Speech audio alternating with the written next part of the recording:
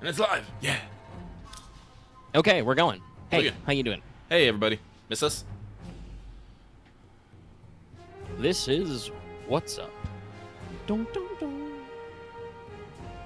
Actually, it looks like the Elgato's pretty fucking loud there. Let me cycle that down here. There we go. Oh, I didn't even notice before. You got the pip going. Yep.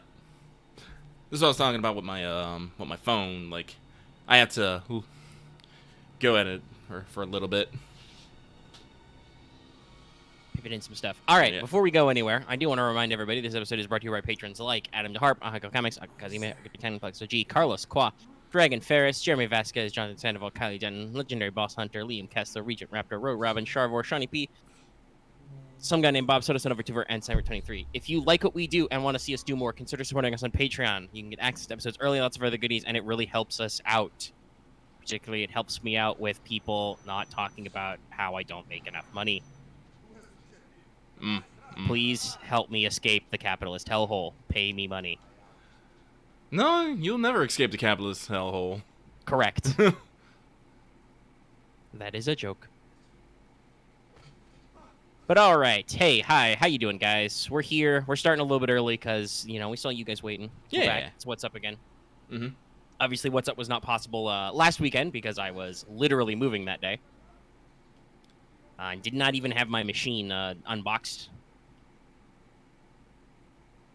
Saturday, so here we are. Lucky is going to attempt to catch up to a couple weeks ago where I finished Uncharted 2. But as I said in the pre-show, even if he gets to the final boss, he then has to defeat the final boss, which is a thing. Yeah, it's a bit of a dick. Did we actually talk about that on What's Up? I think we talked a little bit about it on the stream. I can't remember because it's been 2 weeks. Yeah. No, I'm pretty sure we talked it like in the post-game credits, but we didn't actually. We haven't talked about it since then because that was the week that you moved. So we didn't have What's Up. I believe. All right. Okay. That's fair. All right. That makes sense. Okay, guys, you gotta move. You gotta move. This is unfair. I feel like weren't these guys like super blind and deaf? Yeah, I know, but I think I might have fucked up their pattern because I took out one of these guys. Yeah, it happens sometimes. Really quick. So yeah, Uncharted 2. Yeah. Finished it on camera. It's an interesting game. I think it's got a lot of improvements over the first one, like genuinely adding stealth. They did a lot of like small quality of life stuff with like moving and things, you know, movement and stuff. But also, it has a couple of weird beats. Oh, come on, guys. I swung and missed, and the guy apparently heard my grunt. That's another thing. It's like, oh no, you fucked up your punch. Die. Like, spell's not perfect yet. But like I said, there are a couple of weird beats, like that whole resolution with Flynn or Flint or whatever his dumb name is. I refuse to get it right. Like where he's just like, it's not a movie, love. Even though Uncharted tries really hard to be like a movie, I still don't know what the writers were going for there. Because, like, even though Elena gets blown up by a grenade, she's still fine. Like, it's just a fake out. Like, Like, I'm not quite sure what they were aiming for with that beat, right? Right.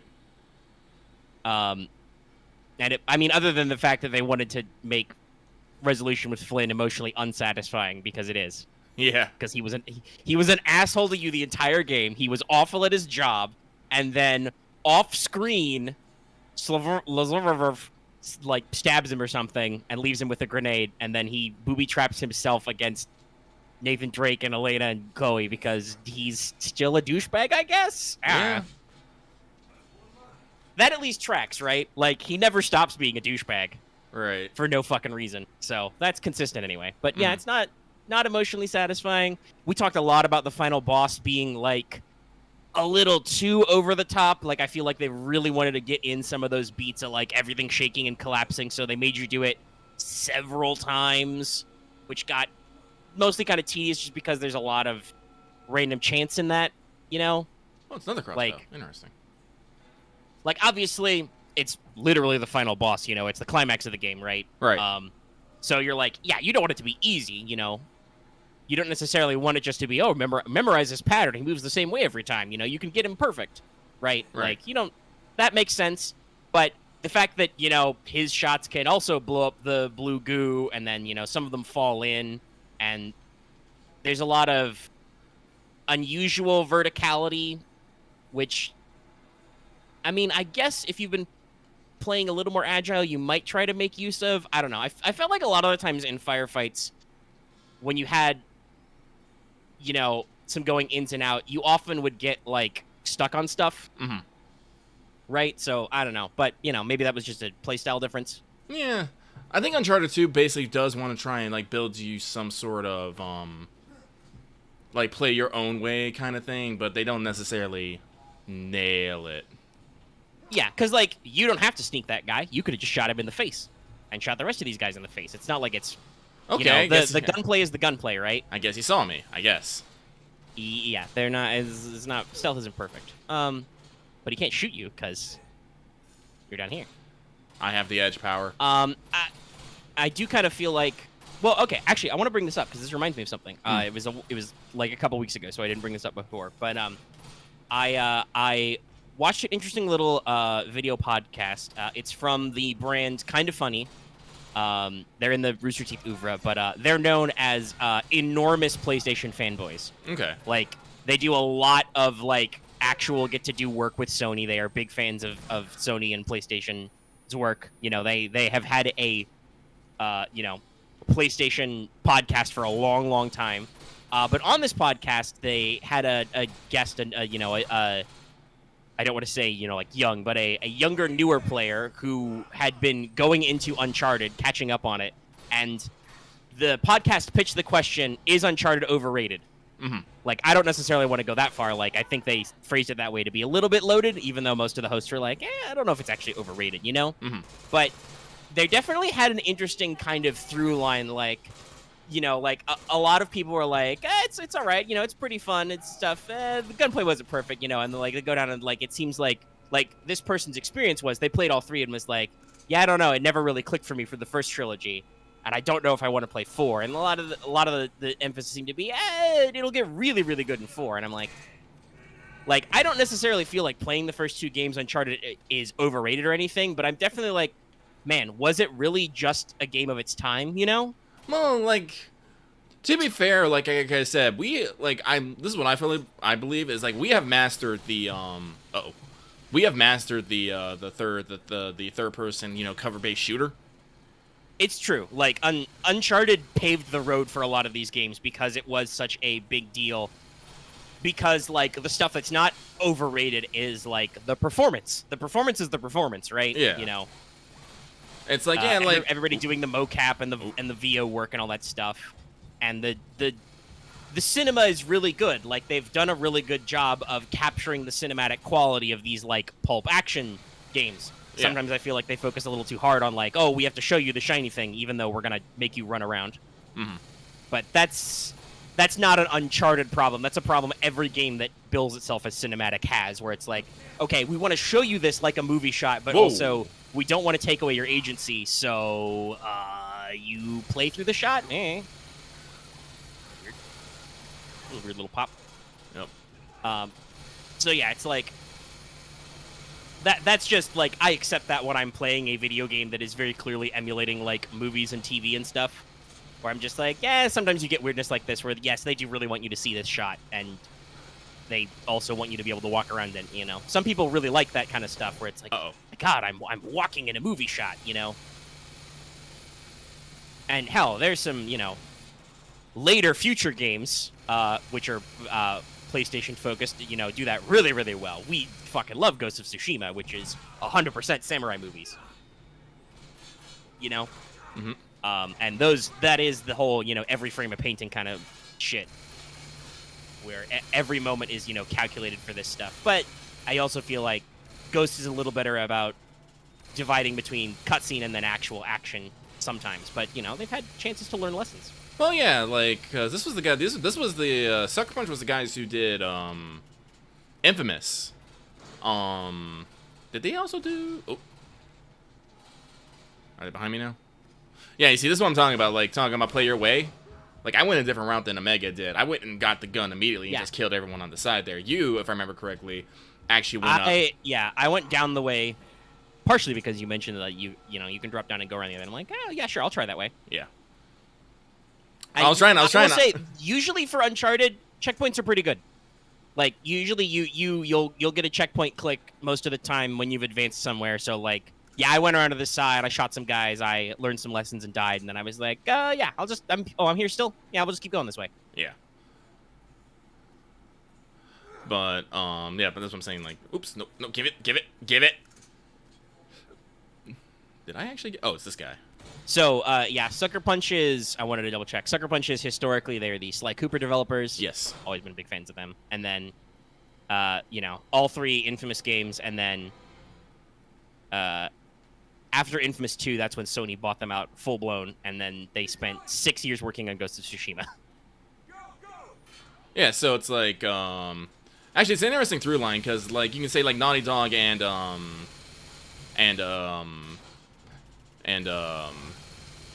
Sucker Punch kind of, oh, nope, I did not put my shield in between it. Good job, me. Oh, I have to go back here. Because, like, while Naughty Dog did get their started with, like, PS2, it's, like, with, like, Crash Bandicoot, it's, like, I will best remember them from, Jak and Daxter on the PS2. Then on PS3, they moved to Uncharted, and kind of in, like, the PS4, like, era, that's when they started doing, Last of Us. Yes. They did. They developed, Uncharted, and then moved to Last of Us. It's literally noted on their Wikipedia article, because I was trying to also look up when they got integrated into Sony and PlayStation. But I mean, I knew this, but I did not know that it was like an official policy. Oh wow. Okay, so Sony's been their parent since 2001. Oh wow.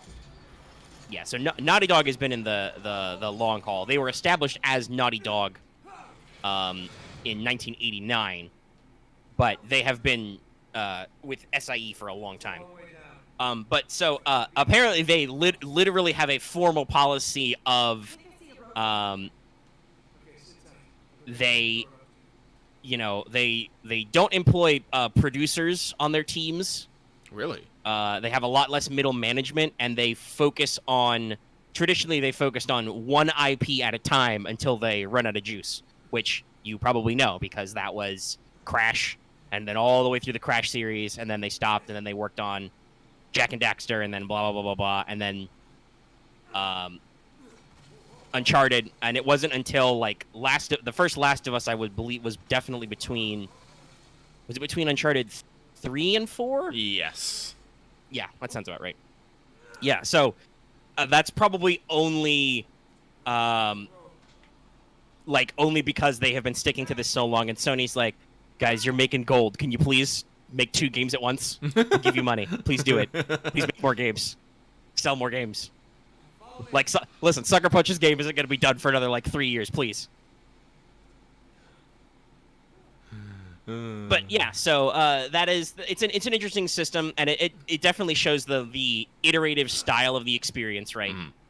But it was an interesting conversation, which is why I wanted to bring it up, because even super big fans of the game series were kind of acknowledging the gunplay is kind of whatever, which I do kind of agree with. Like, the gunplay's, it's not really bad, it's not really great though either yet through 2 games, so I'm like, it's functional. There's a decent amount of weapon variety. I do kind of feel like, and this is just a personal pet peeve, we're going to talk about that probably a lot today. I've been listening to some actual play stuff, and it's got me thinking about how I feel about tabletop games too. But just as a personal note of contention, I kind of don't like how bullet spongy some guys are. Yeah, there are more enemy variety, but most of them are just annoying, right? Sure. I talked about this while the credits are rolling. I actually like the inclusion of Riot Shield guys, right? Because that's interactive, that's dynamic. Okay, you either need to snipe around his shield or get behind him or shoot until he flinches, and then you can like run up and kick away his shield and punch him. You know, and while they weren't used very frequently, unfortunately, both cavemen, zombie yetis, and mutants with miniguns were mostly just bullet spongy mini bosses. I do at least appreciate like one that once you realize what's happening, I think all 3 places you fight the cavemen men, like when they're actually like unmasked, they're no longer pretending to be yetis. You do actually have plenty of room to run around in. Yeah. Like I died that first time because we started in a small room, but like I was able to be like the second time I'm like, okay, I can move past him. All right, we're good. They're fast, but they're not that fast. Though, goddamn. They will attack. But like the second 2 times, while it was very long and drawn out fights, you could absolutely do a lot of stuff, and I actually had a lot of fun in that last like hex-shaped room. It was literally a circle, just gotta run all the way around. I'll get you on the next pass, buddy. Bye. You know, like that was like some of the fucking Nazi bunker stuff in Uncharted 1, where you could get to do a little ring around with your Nazi zombie friends. But like the shotgun close up guys, and stuff like that are like, okay, these guys just eat bullets, and also you can't punch them for some reason. Like you just lose access to one of your like 2 combat options, and I don't know, like that's just that. I think that's just reflexes from different games. Like when a guy gets in my grill, I'm like, punch. I've done that so many times, and then Lucky's like, why did you punch that guy? You know that doesn't work. I'm like, it's my reflex. My reflex is, oh shit, there's a man. I must punch him. That's probably what I would do in real life. Like if a guy in a ninja outfit suddenly appeared in front of me, I would probably go, and I'd try to punch him in the face. And in real life, wearing your black tactical mall ninja shit doesn't make you immune to being punched, so probably hurt your hand though. I'm about to say it's not a tactical mall ninja. He is wearing like heavy layers of fucking armor. It's like literally his thing. If you punch him in the helmet, it would suck. But he's got a face. He's not wearing those ballistic masks. No, those the mutant, what Drake consistently refers to as mutants, the fucking Schwarzeneggers with miniguns. That guy. Yes, you could probably full send a punch and he just doesn't flinch. But like I said, that's just I think just a me thing in the way I usually play these types of games and just my reflexes. Yeah. So long as you don't have that reflexive instinct, it's okay. And honestly, like doing some of the gunfights, like I think for the most part they're still pretty interesting, and they do a slightly better job than 1. Like 1 is just a lot of like, yeah, these guys suicidally run at you from one place, and then after you kill enough of them, they suicidally run at you from the other direction, which still kind of happens in this one, but it's not quite the same. Ooh, nice save. Yeah, I know, right? In the window, out the window. Like, nope. But I think the best fights are when you can like actually engage in the verticality and mobility. And unfortunately, there are some times where they just, I don't know if it was like they deliberately wanted to make it harder and more limiting, or just it was how the fucking narrative direction worked out. Because I could totally see that like the guys behind Uncharted would like, I'm still in the safe. Yes. I was a little concerned. Kind of like whatchamacallit, like they would make it harder for the gameplay section to keep the verisimilitude of the story, right? Right. I could totally see them being like, well, for the scripting, you got to go through this tiny-ass tower, so we'll do a fight in here, and we guess it's a confined space. But those are the parts that are really sucky and not fun. Are you... What? That was weird. Fuck you. Also, fuck you. Man shooting. Oh, that was probably not blind fire that. Oh, but you got him. Yeah. You got him in the strike behind zone. Like I said, I enjoy the combat, but also I can't talk fully because I have bias on this game. I've played this game a lot, so I know. Yeah, you know the rhythm, and like I said, I do actually suspect some of it is just like it's a game of its time. Yeah. People weren't doing this shit yet. Where that is always the risk when you go back and play games. I bet if I grabbed somebody, because I have all 4 real Jack games are on my PS5 right now. I bought them I bought that bundle on sale. They're all downloaded. I suspect if I took a a person who'd never played those games before and took them, they'd probably be very confused because those are absolutely a style of classic PS2 platformers, and then in Jak 2 they turn into classic PS2 wide open sandbox games. Like Jak 2 is basically like, hey, GTA is really popular. Can we like do that, but with Jak and Daxter? And the answer is you can. It's kind of great. I miss it. Yeah. You know, while still keeping a lot of the same like humor and feel and stuff. And also, to be fair, it was the early 2000s. Shit! Everybody was getting darker and edgier. I blame the Matrix. Yeah. I heard that before I saw it on the thing. But yeah, so like I suspect that if you took, especially because guys, let's be real, Jak 2 is probably my least favorite of that trilogy because it's fucking hard. It took me years to beat that game as a kid. Holy shit. Yeah, no, there are some pretty rough and almost like RNG dependent sections. Like there's some areas where you got to get your timing down pat. I had to practice pretty hard to get there. I think Jak 3 came out before I could beat Jak 2. Wow. Yeah. It was mostly a couple of hard blocks. It was both of them were hoverboard related. It was when you have to escape the water slum and the guys just come at you. Oh man, we're gonna. Because there's a lot of dudes coming at you. It's a little rough. I think I've got better at it in later years. And then the second one was I always hated timed challenges anyway as a kid. It was very stressful. But the timed challenge of throw the 6 bombs into the wells, which when I played Jak 2 again for the HD collection was way easier as, you know, like an early 20-something. I think it was just, you know, as a kid, I didn't know how to deal with the stress of the clock as well. But yeah, there was some rough. Jak 2 is infamously quite hard. But yeah, sorry, I'm just like I'm trying to think. It was like no, I'm trying to remember. I'm like, no, I don't remember actually having a hard time with Jak 2. Well, and it's the other thing. It's entirely possible you didn't because some of those sections really are. Like, this is classic old school, you know, like I said, like PS2 stuff. Like, some of that shit is really random, right?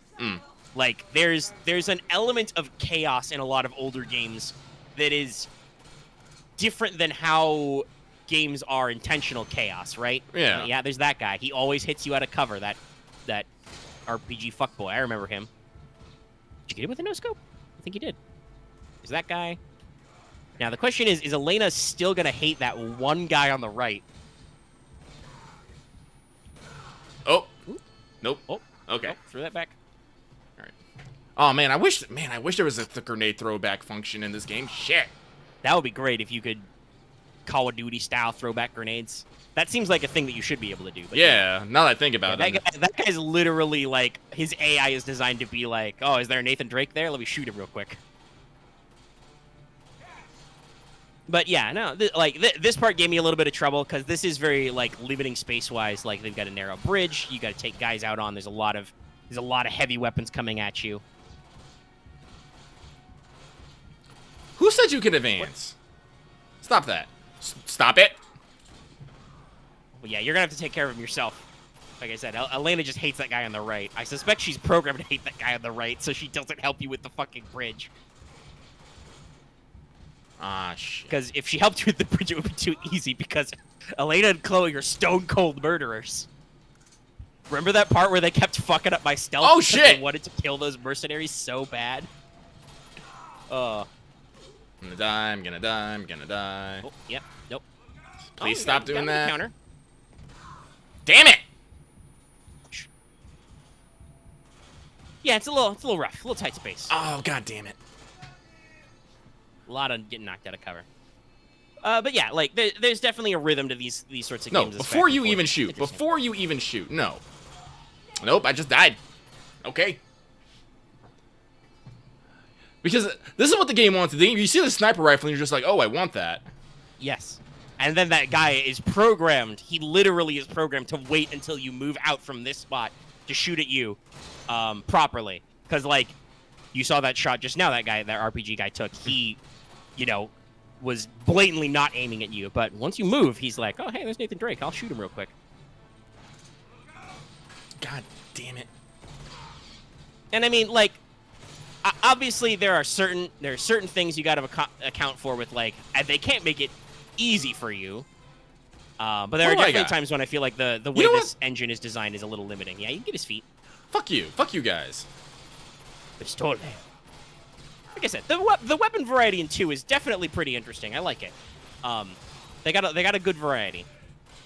Now, if only some of the enemies in 2 didn't take quite so many bullets. But, you know, whatever, we're here. They do little things like, like I actually like that the whoops into the water.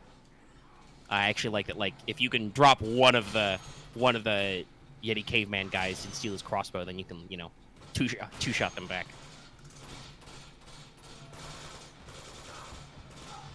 But yeah, I feel like I'm less resistant to damage than I normally am, and I'm trying to figure out why. I do feel kind of like that's a thing that's like not clear. Like, I know some of those guys that are advancing on you have shotguns, but those are usually spray-based, so they like get around you a little. You're taking a lot of ancillary damage. Maybe there really are just that many motherfuckers over there. So there's a lot of gunfire. There's a lot of guys at the end of the bridge. But yeah, so hopefully on Monday we should be clear to go back to Uncharted 3. I was available on Monday, but I was very tired from non-simulated pressure washing. And I got a little sunburn, so I was like, let's try out Gartic Phone. I saw some videos of that. It's pretty funny. That stream did very well, so I may have to do some rando Gartic Phone streaming occasionally, because people seem to like it. But we should be back on track to check out Uncharted 3 next week. I just have to hope that my cords all reach or move some things around. Because I am moved into my new home, my new room. I got most of my furniture is in. Still, some of my stuff is in boxes, and some of that will probably stay that way for a little bit. But I can unpack I literally some can't of my do books. anything about that. Holy shit. Ah, pain. My hubris. No, no, no, no. No, no, no, no, no, no, no, no, no, no. Yeah, no. that guy just eats bullets. No, we'll stick with this. He does hat. Oh, I just threw that off. All right. Rip. Yeah, that's another thing that's unfortunate about the way guns work is just when you drop a gun, you don't drop a gun. Nathan, like, literally throws it across the room, which means you can very easily lose it. Whomst? But yeah, so I am moved God. in. Everything is basically mirrored now. Well, also that's funny because I don't know anything about whoever owned this house previously, but there's way too many fucking mirrors in this house. Might have been lit. My closet doors are mirrored. I'm probably never ever going to shut those. You know, all the bathrooms have really big mirrors. There's a giant, like, full-length mirror in the living room for no reason. It's just to make the room look bigger, I think. It faces the master bedroom, so I can't imagine that my mother's gonna be really keen about that giant mirror in front of her door every morning. Yeah, there's mirrors everywhere in here. I don't know why.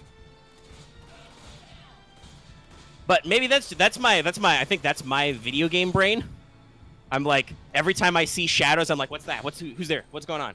You know? Like, just my anxiety and paranoia about moving objects. Like, what? Oh, it's me. But yeah, so everything's flipped on a different side, and I got my bed kind of lengthways, so now I can sit at the end of my bed and look at my TV. But there, I now have a dresser, because I had some cabinets and stuff in my old room that were built in and they're not going anywhere.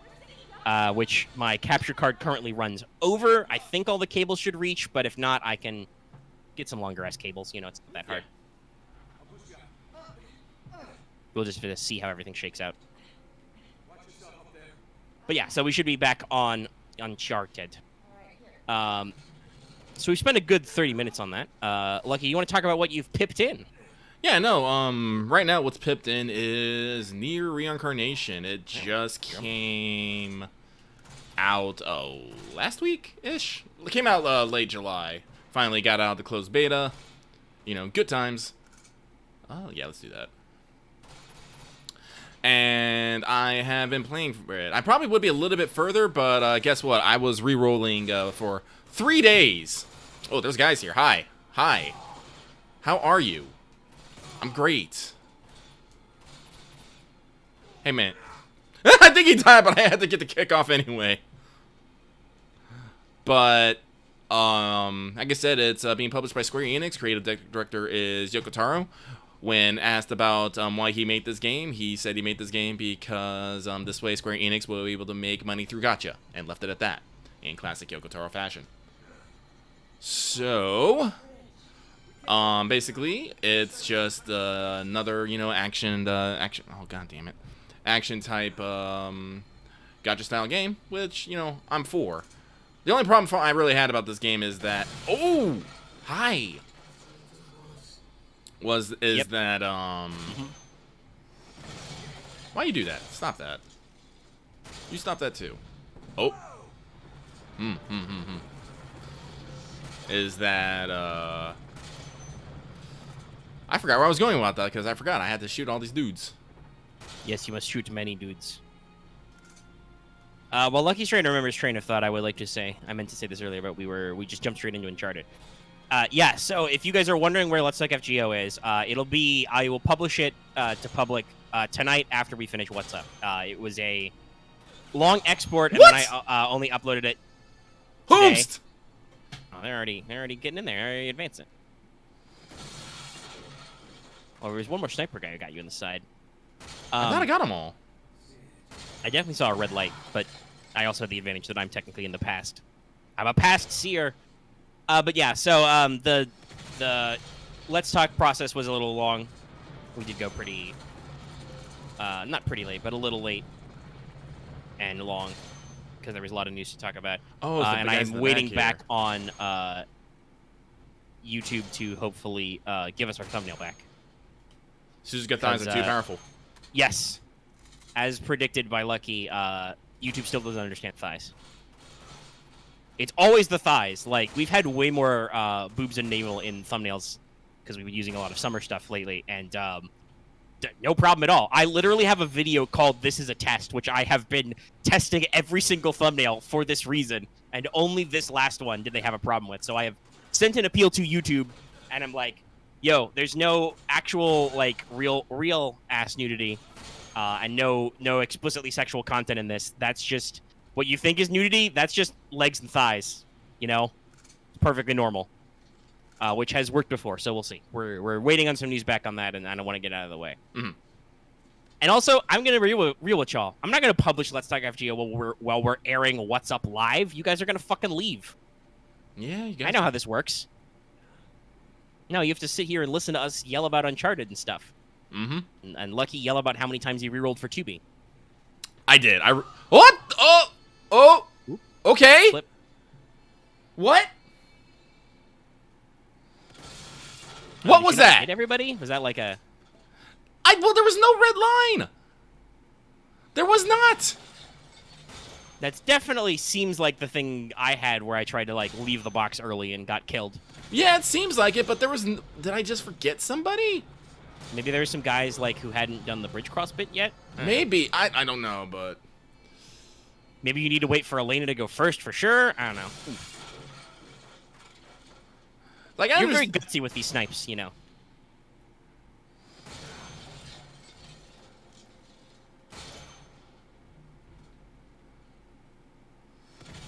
But yeah. So that's what's up with Let's Talk FGO. But yes. Yes. So I am playing. Like I played when they released it, they did the Nier Automata collab immediately. Oh, did I miss him? I thought I got him.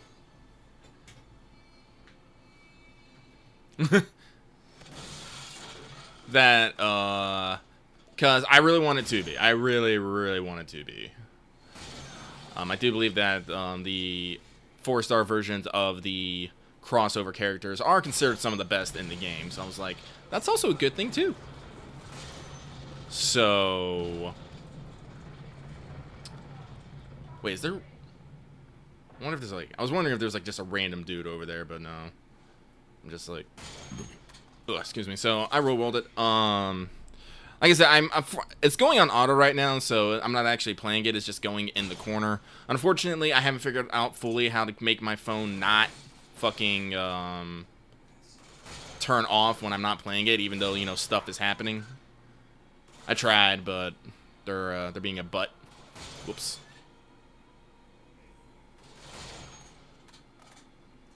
Make sure no one's actually crossing.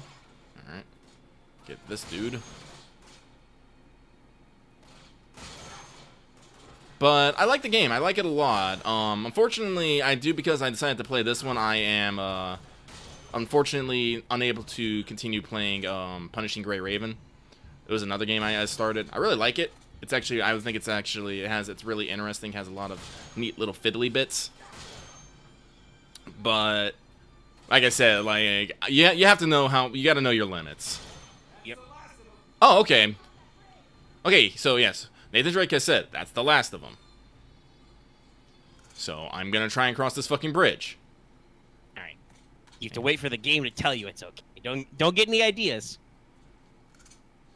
No, it's like leaving your mark in acting. If you get ahead of the director, he's gonna yell at you. Mm-hmm. And we gotta reshoot the scene. So here we go again. All right, seems like I made it this time. But Near Reincarnation. Oh, I like how I start the cutscene and this guy just goes, ah! That was a lovely little ragdoll there. There she goes. So, oh.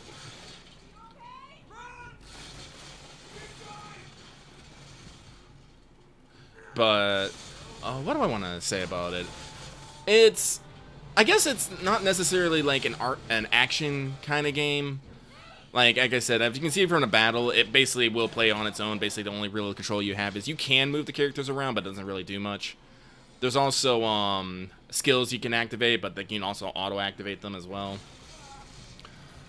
So it's not like whoop. Oh, that's right. So it's not very like in depth. In Punishing Gray Raven, you would actually have to run your character around and have an have a basic attack that you have to do, and then all these other little nifty things, which I thought was like really, really cool. I really did.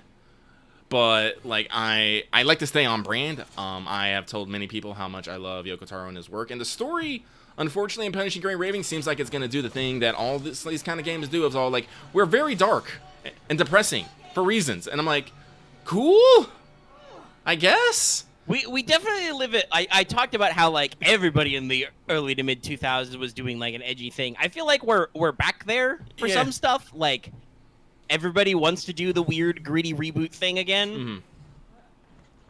And I'm like, I'm a little bit like, calm down, guys. Come on. Real life's way too fucked up right now. Can we not? Yeah. And unfortunately, I don't necessarily think Near Reincarnation is going to be that much better, but it has Yoko Taro branding, so I'm all like, I'm for it.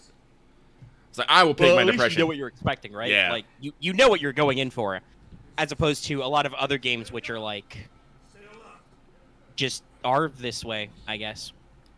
So this is another action sequence, the Inner Temple, that I thought was actually fairly alright, because you could actually move around a lot.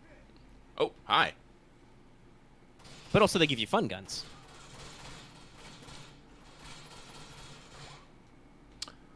What's up, bruh? Oop. That was not the button. I was going to roll, but... Yoink! Mine! Give me your gun. Why? Yeah, I need that. Thank you. Oop. We're doing a dance. So, sorry, you on there. Long day. Unpacking a trailer. Mm-hmm. Went for a swim earlier, too. Yeah, in your damn swimming pool. Yes, correct. I have a swimming pool. It's functional. Also, I fucking pressure washed all the pavings around it, so, it's might as well. I've learned that my swimming form is horrible. Like, I'm luckily... having not gone for a swim in probably a couple of years now, like not just, it had been a little bit pre-pandemic, and then obviously, when the fuck am I going to go swim when I don't own my own pool in the middle of an extra double super long pandemic? Yep. Thanks, people. Whomst! Oh, it's you. Uh-oh. I feel like there's some multi-layers to whomst. Yeah, they will come from the side, those fuckers. Oof. Oops. Door jams, stop 40mm grenades. But yeah, so I like it. On the one hand, no, I did not forget how to swim, which is good, because I feel like that would be a pain in the ass. But on the other hand, I'm like, I feel like I was way better at this as a child. Gotta work on my muscle memory. It'll be fine. That and I used to be way better at lung capacity. Actually, I want a new gun. Yeah, you're running out of grenades. Mm-hmm. No, I don't want an M4. Actually, you know what? I'll grab this real quick. Hey, guys, where'd you go? Okay. That said, part of it also, I think, is just...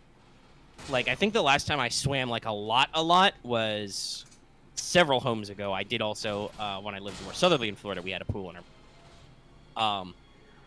That was when I was a lot smaller, so I feel like my ability to practice treading water was a lot easier. I have to go to the very, very deep end of the pool before I can't just stand the fuck up, so... It's a little awkward. Like, Lucky, you're over 6 foot, right? Yeah. Yeah, literally, I don't think there's a point in this pool where you couldn't just stand on the bottom. So it's not that deep, but, you know, it's cool. You can swim in it. You go around the far end and jump. Like, it's deep enough you can jump in. Don't dive or anything. You can jump in.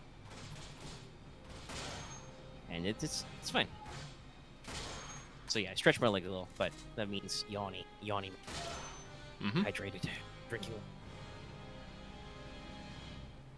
I think we're done. Okay. Yep. I'm gonna go Plenty fun. Okay. I'm going to recenter my microphone. I think I was a little far away there. Mm-hmm. Yeah, no, Lucky for his part, he's been trying to get a little bit more exercise in. I know I mentioned it at some point, but I recently picked up Ring Fit Adventure for the Nintendo Switch. Sir, excuse you. Stop that. Stop that. Guess there was someone left. Elena, catch. She did. Holy shit, she did. Note to self. Let's see here. Let's grab this and that. That's another one of those tiny things, you know. You just shot her in the ass with a 40 mic, and then she's like, I'll walk it off, and then she gets blown up by a grenade in a cutscene. Oh, no, it's horrible. I think that's just a thing that action games are not good at, right? Yeah. Like, by necessity of Nathan Drake shoots 5 million dudes, you're gonna get weird disconnect about, like, how dramatic really is it that Nathan Drake has to fight, like, 2 more dudes? Who knows? But... And nobody has any PTSD about how many people they've murdered. Unlike Metal Gear Solid. By the way, still hope that collection's coming.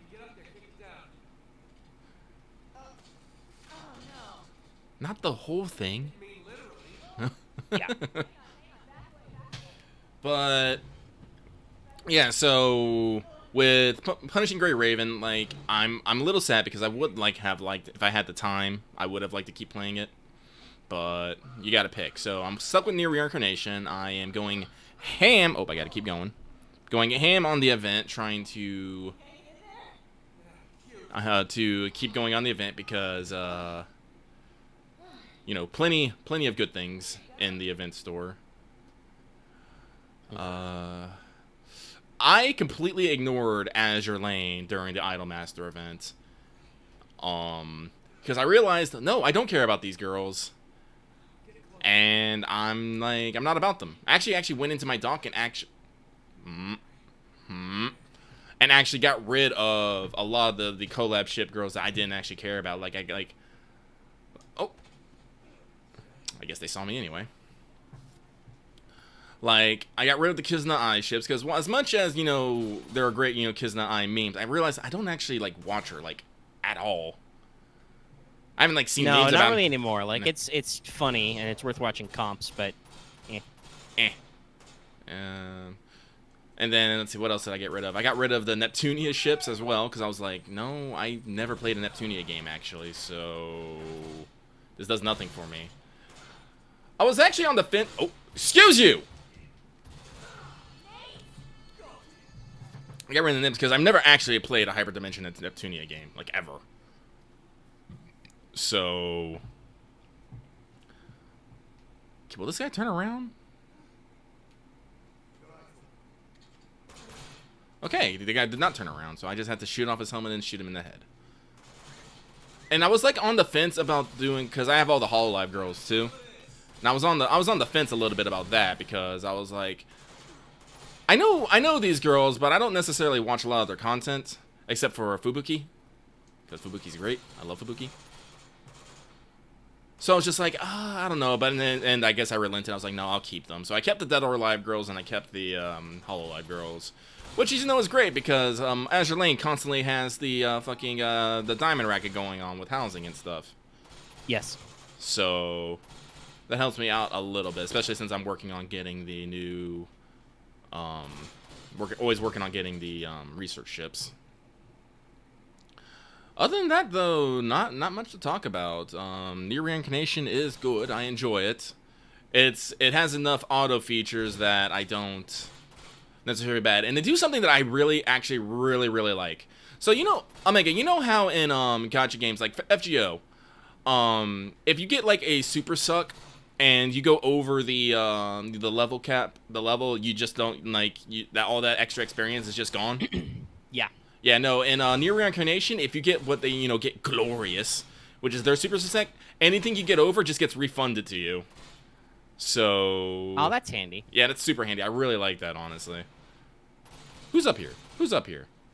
You causing a problem? Stop that. What you got? You got the Deagle bringing Deagle? Nice. I'm gonna start saying that because Omega says it all the time. One of those internet things I've picked up. So let's see here. Pistole. A name which doesn't mean anything, by the way. What, Pistole? Yeah, it's just like I think it's just pistol in Spanish. I have no idea why they decided to call the shotgun pistol that, but yeah, whatever. Are there actually like shotgun pistols like that? Yeah, there's a couple I know of. One of them that's pretty infamous is the Taurus Judge, is a revolver that also takes 410 shotgun shells. Oh wow. And there's a couple of similar. You don't really want to be firing 12 gauge in a handgun format, though. You know, not unless you really do your wrist exercises. But most people, if they want to do that, just cut down a weapon, saw off a shotgun, which is normally quite illegal, by the way. Don't do that at home. Also, if you do it wrong, you'll fuck up the gun. Don't take hacksaws to shotguns. Despite how many times they do it in the movies, Jesus. No, save that for when the actual zombie apocalypse or whatever comes, and hope that your internet lasts long enough you can look up a tutorial. Honestly, to be fair, I don't even know exactly how the internet exists. Yeah, I mean, so long as your phone or cable lines aren't cut and the servers aren't turned off, I mean, it would depend a lot on what's going on where, with whomst. Bam, hit that guy. Blam. I'm good at blaming. Excuse you, sir. Yeah, there's a lot of guys in this room. Two. But yeah. So Lucky is working on his new gacha. He's having fun. Yep. Like I said, like I was actually like waffling back and forth between which one I wanted to keep playing because I knew I had to give up one. But yeah, but you know what you're about. I do know what I'm about. Listen, like if you look, just oh, sir. I look away to fucking Elena, shoot him. She did not shoot him. Shoot her. Love you just did this fucking knockdown drag out while Elena is like at him. Okay. What the fuck? She shot a bullet straight up. Not aiming her gun up, by the way. And then the guy just jumped out on top of you and blasted you with his shotgun. Yeah. The gunplay's not perfect in Uncharted 2. It's okay. It's fine. It's fine. It's a game of its time, but like I still think that in this time, this was fucking amazing. Yeah, and I mean, like, this many guys, you got a lot of interaction with them. Like I said, they definitely did an improvement over 1 with, like, the amount of weapons you can do selection. And they actually did differentiate your enemies more, like, even if some of that differentiation is just, this man takes many, many bullets. So it's all right. I mean, and it's like everything else. Like, so I've been playing a little... Not a lot, but a little bit of console lately. Oh. Honestly, mostly I've been trying to catch up on FGO because I missed a couple days, or did some light playing on a couple of days. Just logging in, a little bit of grinding, Jesus. trying to catch up on stuff. Oh, you. so I haven't had a lot of work on games. I did want to sneak the Legendary Edition logo into this thumbnail for a couple of reasons I'll circle back to. Not just been playing Legendary Edition and stuff, but just to fill some time, I've been trying to catch some. I've just felt a little nostalgic for just some of my familiar shootery vibes, and I've been trying to catch a couple Titanfall 2 games. Unfortunately, that's pretty hard these days. I'm keep having server connection timeout problems, and there's not a lot of people playing, so the wait times even in the middle of the day are like long. Jesus. So I feel like maybe it's time I unfortunately have to shelf Titanfall 2. I'm not really sure. I need another good something I can casually play. Maybe I should get into Apex. That's all the same engine, even if I do not like Battle Royale games. By the way, I bit the bullet because I was curious. I tried the dumb Battle Royale game that's free on this month. Don't play it. It's bad. Unless you love Battle Royale games for some reason. It's not great. Now, this is on PS5. I don't experience any hackings. My KDR is just perfectly fine. Mine probably.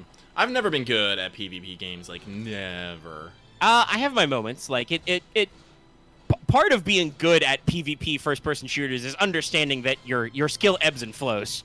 So sometimes you got a good run, sometimes you don't. But yeah, no, I mean, it's been months or possibly over a year since I actually sat down and played some Titanfall 2 multiplayer. I clocked in a couple games before I got some dinner tonight, and I had some runs. I got a couple doubles and triples. Killing some Titans, doing some fun stuff, winning some matches, and I'm like, yeah, it was fun.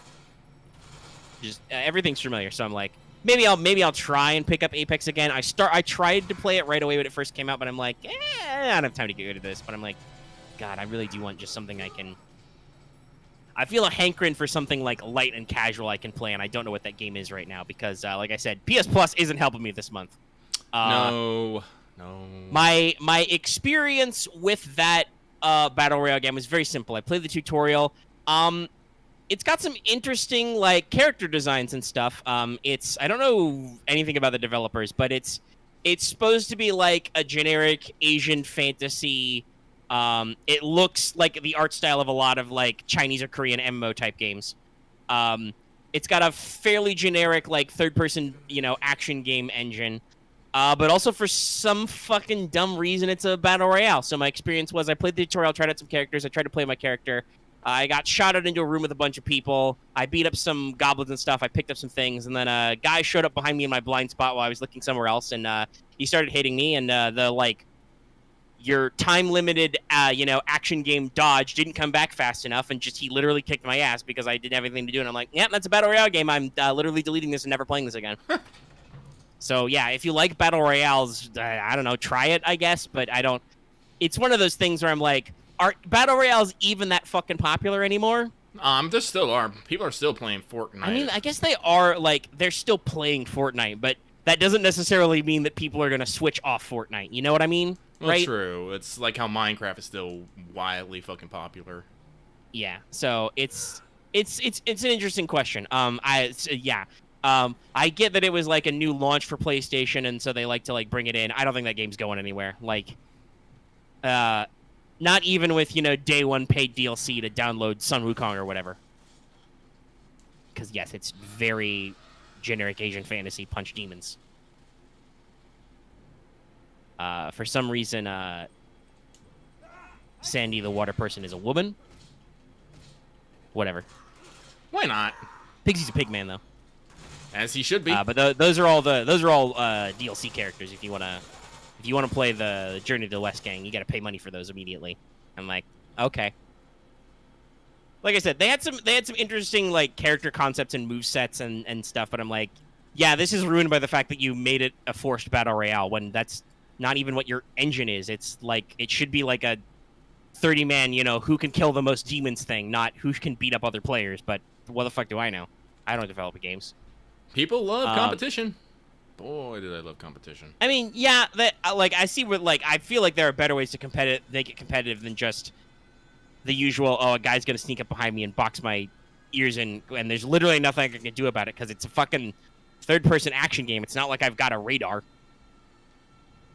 I don't know. It's one of those games where I'm sure they want you to get good, but this is my problem with battle royales is unlike games where you like traditional PvP shooters where you respawn rapidly, like when you lose a match of Battle Royale first out, there's a long load up. You have to go through, at the very least, if the game is nice and lets you fucking not have to spectate the whole match. Which I know some games used to have that problem, where, oh, you can't leave even though you lost. You got to sit here until we're done. Most games don't do that anymore, I'm pretty sure. But, like, even if you can leave right away, you still have to then do the whole load up and matchmake again thing. Mm-hmm. Which to me is just like, yeah, it's just frustrating and I don't learn anything.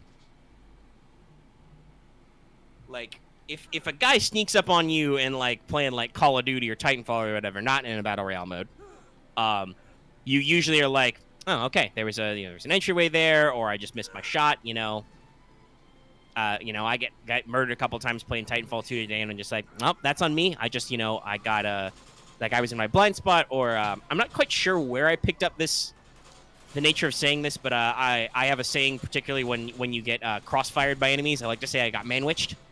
Yeah, no, I get it. When just like, oh, there's a guy in front of me, and then another guy comes at me from the side or behind, and I just get caught between two guys. Two bullet men's is more than one bullet man. So there's not, when you're playing a classic first-person shooter, there's not a fucking lot you can do about that problem, Yep. So sometimes that just happens. The games are designed for this kind of competition. Sometimes, you help a buddy out that way. Easy kills. So, yeah, like I said, I want some more casual games to play in my downtime. Shit, they saw me. I do want to pick up Skyward Sword sometime, the remaster, and try that out, but I don't know if a long-term ass Legend of Zelda game is a very casual play. That's seems like a nice involved play. Get some sessions in. Fuck your helmet. So we'll see. I do know that since Lucky seems to be having, I don't know if I want to say fun, but you've been having some success playing Ring Fit Adventure. Mm-hmm. I've definitely been thinking about picking that up myself. It's a lot more fun than you would think. It is actually just a kind of a. It's like it has like fun little RPG elements. That I am a little. Yeah, no, Omega. You're a little outgunned here. Yeah, see what happened. This is why I'm saying you should be glad you stealthed, because remember you stealthed this and guess what? Oh yeah, I stealthed this real good. I had the patience. Oh, there's even more assholes. Yeah. Yeah, no. This is another kind of unfortunate thing that I don't necessarily like. Where like if you don't sneak some segments, not only do they give you the dudes you didn't sneak, but they give you a lot more dudes with more guns. And I'm like, all right, okay, guys, just fucking murder me. Don't just make it harder. But whatever, they were feeling out this game paradigm, right? I'm not too mad. It bothers me a little. It happens a lot. It's a lot of little things that bother me sometimes. Bye. And luckily, we live in a world of entertainment where I can find games that I like specifically. But yeah, so like I said, I'm looking for maybe a little light experience. I'm heavily debating, because it's on sale currently for about 50% off, heavily debating picking up Saints Row the Third Remastered. Because it's been a long last time since I played that game, which I believe was on PS3. So you can get the remaster for 4 or 5. So I'm thinking thoughts. Mm-hmm. But I got some more games to check out first. Because a game that was also on sale on this summer sale was I immediately snapped it up because I knew I was gonna have to buy it anyway. I immediately snapped up Mass Effect Andromeda for like $8 on sale. And one of the reasons why, like I said earlier, I put Mass Effect in the thumbnail was I beat ME3, and so I have beat Legendary Edition. Yay. Yeah, I got most of the way before I moved, and then I just, needed some free time to go ahead and do the last couple of missions the other day. Mm-hmm. So, yeah, I finished up, and like I said, it definitely put me in the Mass Effect mood, and I'm like, it's been several years. I can try Andromeda. Almost said Uncharted. I can also try Uncharted, too. I'm like, I can try Andromeda. I'm sure it's fine. And like I said, it was on sale digital. Pick it up for $8. It's downloaded now.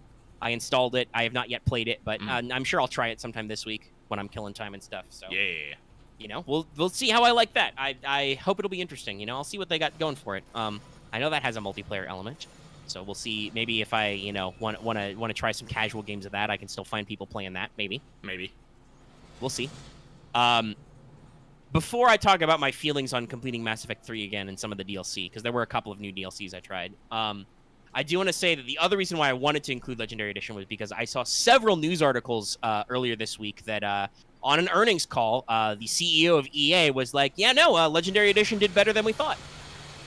It exceeded our projections. Obviously, that's a very good sign because, like, oh, you did not sneak that bit very well. But you grenade launcher, you're fine. That worked out pretty well. Ah! But yeah, so like Swiper, no swiping! They it did not cost them a lot of money to do the up-res and the stitching everything together and whatnot, or they knew it would do well because here's the thing, right? If video game develop, like we've had this conversation about, oh, they hate FGONA so much. No, guys, you don't understand how corporations work. If they didn't like something or didn't think it would make money, they don't fucking do it, right? Like if EA didn't think they'd get something out of Mass Effect Legendary Edition, like there's no way that with like as much as a lemon as Anthem has been, unfortunately. Anthem is also on sale, by the way, and I'm not that desperate. Not even for like $5 do I feel like trying out that game that much. But like, there's no way that EA would be like, oh, BioWare, you've got free time. Just shit out a Mass Effect remaster really quick. So like, obviously they knew it would do something, but I'm glad that it is exceeding projections. It is apparently revitalizing the franchise. It's definitely paving the way for whatever future Mass Effect game they've got coming. Though in that earnings call, I believe they did clarify that BioWare's project order is that Dreadwolf will come out before the new Mass Effect. So DA4 before ME4. Or ME5, I guess, technically. Though, I don't know. It might technically be ME4. I do believe it did seem like from their early teaser trailer, they're going back to core universe stuff. Which will be very interesting considering the endings. I really hope they don't... retcon stuff? Well, okay. No matter what they do, unless they do like a Dragon Age keep-ass thing and they let you import your saves, which, by the way, with Legendary Edition would be very easy. Please do this for Dragon Age, BioWare, please. Help a brother out. But, like... unless they let you port over some of your decisions, there's no fucking way they'll please everybody if they directly sequelize Mass Effect, right? Right. Because, like, if they do the obvious thing and they go with the... Lucky, you know kind of the gist of the three endings, right? Yeah, it's all about destroying the fucking... If I discuss the concepts, you're not gonna, like, be spoiled on anything, No, right? I know you had to destroy the fucking relays. I don't remember why exactly. Yeah, so but you stop the basically, no matter what you do with the Crucible, the relays get damaged or something, so you get kind of lost. But, like... There's three types of endings, the infamous three colors, and spoilers for my whole discussion, having, once again, played through all of ME3. I think, actually, with the director's cut, the extended cut of the ending's fine now. Like, I do definitely feel like, because I remember the original cut of the ending, that was definitely rushed, right? Like, they clearly were rushed to market and stuff, and they thought it would be fine, and then it was not fine. ME3's original ending definitely lacked the punch of closure. Like, I've talked about this before. I think thematically, no matter what ending you end up with, it will probably be the ending that fits whatever run you were doing for ME3. But for sure, if you have been playing Mass Effect since 1, the original version of the ending does not have the closure you want out of this trilogy. Because it doesn't really, like, take a deep dive. Even in the final version, there's no Dragon Age-style, like, montage of all the characters you've helped and everything. There's more of a macro scale montage that shows you like a little bit of where your choices have done, if you helped out blah blah blah all the time, it shows you some shots of like if you've been really big about helping the Krogan, you get to see some shots of like, oh, the Krogans will rebuild civilization, If you've been helping out the Quarians, you get this bit or that bit kind of a thing, right? Not detail work, but enough of an illusion to be like, hey, those choices you made do actually matter though. But if they go with what I assume everybody's default is, and they do the destroy ending, where you just blow up the Reapers and everything, that I feel like I don't even know if I want to play that game. Like, I'll probably still be curious, but like, the point of destroy is that it's gonna kill all synthetics, and I'm like, guys, I spent way too much time like humanizing Edie and getting her and Joker to be in a relationship. Yeah, you can matchmake them a little in 3. I'm totally gonna do that. You can also hit on Joker and Edie a little in 3, but I don't know if that actually goes anywhere. But no, you can totally matchmake because Edie becomes a playable squad mate because she steals a robot body she can remote pilot. and then they basically make Edie's class a multiplayer class. You too can play a blue boxed AI. Listen, like, that was one of the things I remember lovingly about fucking 2 is just Joker and Edie's like starting antagonistic relationship, and it's just like, yes. And then it just goes places when she actually gets unboxed. And then by the time you get to 3, like they're basically already like an old married couple. Mm-hmm. And that's like, and it works out. Yeah. It's great. But yeah, so I'm like, well, if we just default to destroy, I've murdered Edie and completely destroyed all the hours I spent into that. Like, if you do anything to help the Geth, you completely fuck their shit up. And I'm like, I don't want to do that. I think control is different. You kind of basically you use the mechanism to do what the Elusive Man wanted to do and take control of the Reapers. And I'm like, that might be okay. That might be very weird for the plot. And then the final ending, which I always go for because that's just how I play the game, Synthesis. Guys, shocker, spoilers, Omega's really big into transhumanism. Yes, I'm going to unify organic and synthetic life. Yeah. Fight me. Yeah.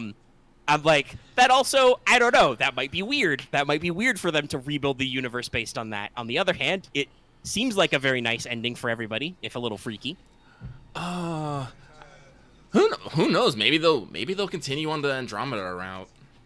They could. I do believe that because Andromeda also had a rushed kit-bashed release, they did not get to do any of their DLC stuff. And what I understand is that there are some plot threads that are not followed up on in Core Andromeda. No. Because this is a complaint I have about BioWare. BioWare, please, for the love of God with your RPGs, just make the whole fucking game. Stop putting plot in DLC.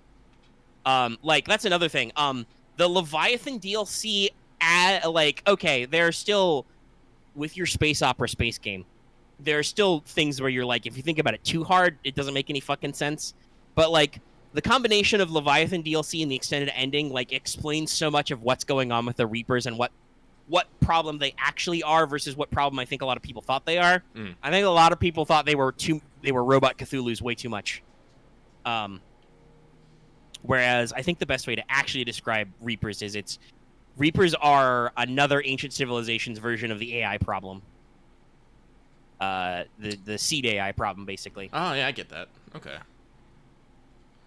There's an issue of the Leviathans are like this super ancient race who maybe made a thing that thought that the Reapers were a solution to a problem, and it was like, yeah, I'm just gonna do this forever. So yeah, the Reapers are actually quite Eldritch horrors in that they are a fucking process of the universe, right? Like, right. That somebody set up this system and it's been running for billions of years, which I suspect might be a little too explainable for some people. Like, because I'll be real, in ME1, Sovereign was kind of ineffable and unknowable, but then if you leave things ineffable and unknowable, you can't fucking solve problems. Nope. That's not how writing works. But like, Leviathan adds so many context clues and like explains things, and literally if you have the DLC installed, you get extra lines in the ending where you're like, oh, this is that thing that I learned about when I did that DLC. Duh. And I'm like, BioWare, for the love of God, just write your whole fucking plot in your game. And if EA, like, in future, if EA is like, no, we need you to ship the game today, be like, guys, you remember the last time you rushed a game we made that we didn't understand? It was called Anthem. It didn't work out for anybody. Like, I know video game marketers are well, actually, honestly, CD Projekt Red has absolutely taken that bullet for everybody. I don't think anybody wants to release a game early anymore after that shit. Like, I think every single video game I've seen has been like, guys, yeah, because of, like, pandemic and stuff, we need, like, an extra 6 to 12 months, and every single person on the internet's like, that's okay, that's fine. It's perfectly fine. CD Projekt Red died for everyone's sins. Yeah, hopefully not actually dying. I'm hoping... I haven't heard anything, but they're still active on social media posting stuff. I'd love for them to get that a little extra... I know they have that DLC plan. I'd love for them to get everything rolling out. They've been quiet for a while. They've been rolling out hotfixes. It has been quite a while since the game came out. I'm starting to feel like even if they don't add features, I might be willing to go back for a second run. Maybe try out some different builds. Okay, can I please turn it more than once? I guess not. Weird. Now then when I actually get to the one wait, is that the one I wanted? No, it's not. Or is it? I ain't gonna check. Oh no, that's fine. That's fine. But like, yeah, like that is definitely like, well, yes, when you play Mass Effect Legendary Edition and you get all the DLCs bundled except Pinnacle Station, which they literally lost. That was outsourced and they lost the source code. It's corrupted. This is why you back up your files, kids. Save the hard drives. Like all the DLC is bundled, so yeah, you get your complete story interaction and you get all the bits and bobs. Cool, great, love it. Thanks, Drake. But it's definitely like, I feel like Legendary Edition is probably getting very positive reviews and doing very well because it is such a complete package, right? It's everything. It's the whole story. Yeah. You get the whole story, you get all the DLC, everything. Like they've adjusted even for like the DLC weapon packs. You can just buy those now in like 2 and 3 when they give you extra weapons and stuff. And it just works out. So I'm glad it's performing well. Dear EA, please release Mass Effect 3's multiplayer. I will literally pay money for that download. Though also, speaking of like 2010 game design, it had a very early 2010s ass loot box, like literal loot box system for character classes and guns and stuff. You didn't have to pay money, but it was definitely a thing of like you had to play a decent number of matches before you could afford a good box. So I don't know if they're concerned if that'll go over well these days. It's 10 years later. We've definitely shifted that around a little. But, you know. Oh, hey, you get to test your theory. If we can sneak past those guys and go all the way around. Yep, I'm going to try it. But that is definitely, I think, a flaw that the original release of Mass Effect had, where just, like, didn't have the whole complete story, even if you just bought the fucking game. You had to wait extra time and buy extra DLCs because I'm sure EA didn't want to give BioWare enough time to just finish the whole damn game. And they're like, no, you'll charge $10 for this after the fact. Like, I hope that our gaming paradigm is, like, learning that we don't have to do that. You know, if you just take your time and produce good product, you will make a game that sells better and makes more money than if you force DLC and microtransactions. Like, for instance, look at Ghost of Tsushima, right? Like, yeah, that game took 6 years to develop. Sucker Punch didn't really do anything else, but it's an amazing fucking game that has post-game support. I heard, for instance, that I believe the Legends mode is going standalone. And also they've got the director's cut of that, which adds a whole new-ass island. Which, yes, that is DLC, but that's after this game has already been a breakout success on its original console, right? Right. Also, we gotta remember, Ghost of Tsushima, it's already a complete story. Yes, it is a complete game. You get everything you want, and then they're like, I fucked up. Oh, hey, you've bought this game a fuck ton, and we want to release it on the new console? Yeah, sure, we'll give you $30 worth of extra content. We'll sell this game to you again. And I'm like, yeah, no, you will. That's... listen, I know how this works. I've bought Okami a lot.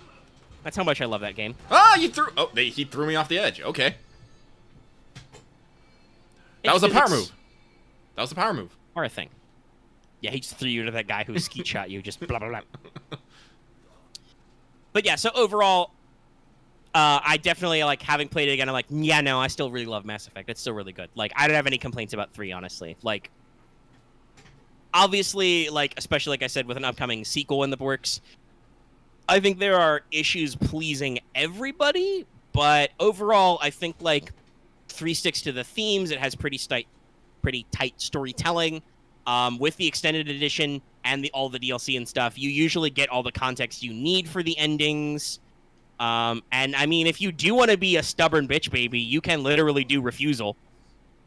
You can just tell the plot to fuck off, and then you all die, because I mentioned this, you know, a couple weeks ago when I started ME3, like, they make sure to hammer home you can't possibly beat the Reapers conventionally, you know. The best you can do if you do that is linger for a few decades or centuries.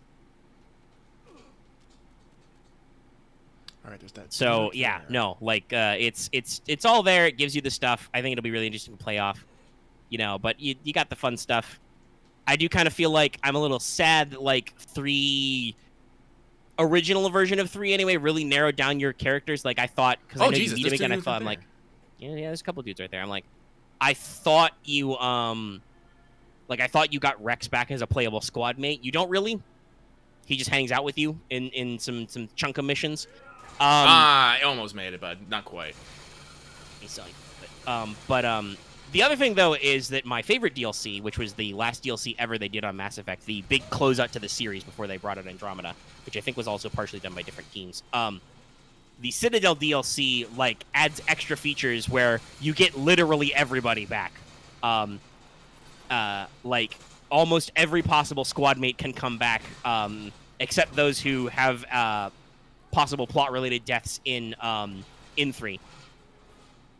But like everybody else who is alive for Mass Effect 3's endgame, they have an optional module where you can bring them back, and because they've got a combat simulator in the Citadel DLC where you can, it's kind of like baby multiplayer mode. You fight waves of enemies, but you can get access to previous game squad mates. So like, hey, you want to hang out with Jack and ME3 when she's not playable anymore? You can do that in the arena in the Citadel DLC, and even through the story of the Citadel DLC. Like, you actually get Rex back for a little bit. He full on... It's like how Liara was treated in 2 with the Shadowburger DLC, where she becomes temporarily playable. Stuff like that. So, like, they do actually add in a little bit of, like, hey, we know you miss these characters. You can have them back for a little bit. You can hang out, have some fun. Citadel DLC ends with a literal, you have a fucking house party with... you can invite your entire squad mates forever, everybody on your team back. Damn it, I almost made it. Rip. Oh, you're starting me here? What? Oh, okay. I guess we're just going straight into combat. Give me a second. I'll be right back, though. He'll be right back. Well, Lucky will be right back. I'll just keep talking about ME3 a little bit. Like, yeah, it's good. I like it. I think it did a lot of the right stuff.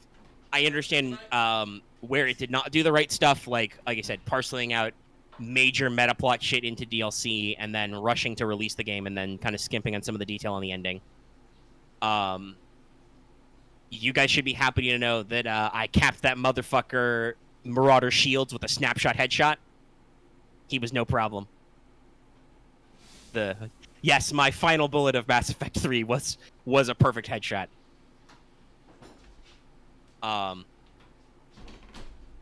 But yeah, it's a game. I like all the series. I'm interested to see what they do more. I'm interested to actually, like I said, to actually try out what's going on with Andromeda.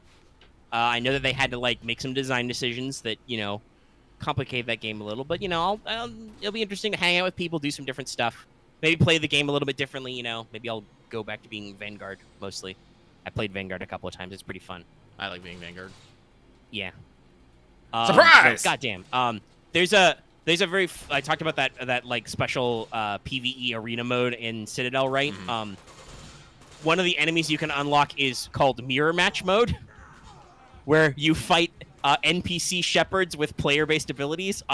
Fighting Vanguard Shepherd, annoying as fuck, because they will charge your ass and beat you to death.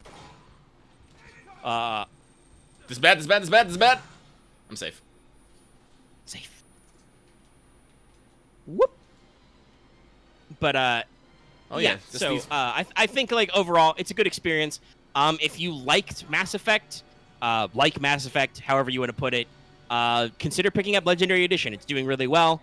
That'll show your support, and it's a good experience. It's time-consuming, because you got to play 3 long-ass BioWare RPGs, but, I think, again, I keep thinking about it, and I keep wanting to do it. I'm just like, I just keep telling myself, do I want to add another game to my my huge fucking list?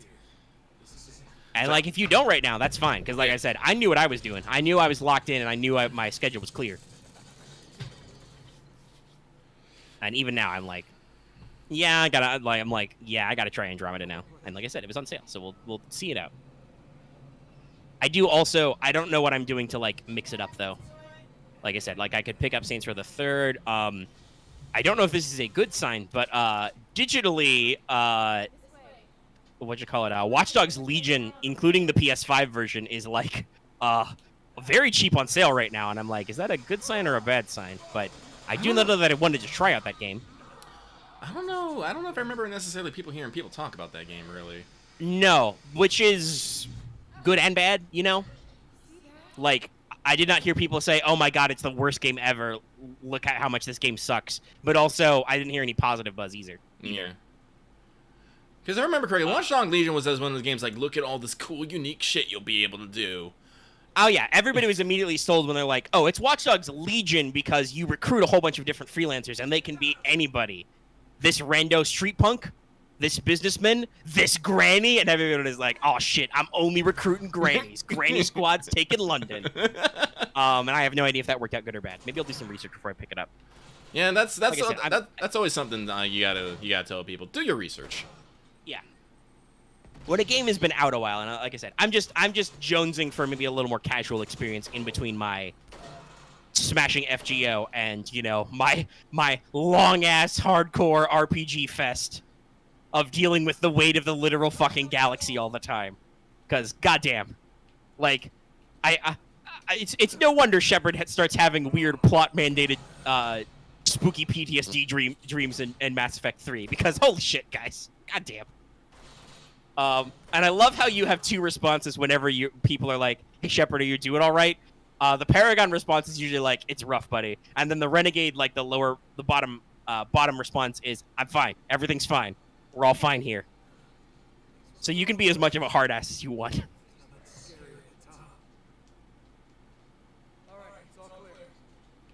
But yeah, no, it was a good experience. I wanna see kind of what went up with Andromeda, and we'll move on from there. Yeah. The other thing I heard about from some of that EA investor stuff is they did mention that the Dead Space remake is a ways away, so we should probably not expect it this year. Sounds like it's going to be next year, probably. Probably holiday next year. Mm-hmm. If they could squeak in like a Halloween release, that'd probably be thematic. But we'll see how that shakes out. I'm interested to see. Obviously, it's a very important series. Mm-hmm. And there's definitely some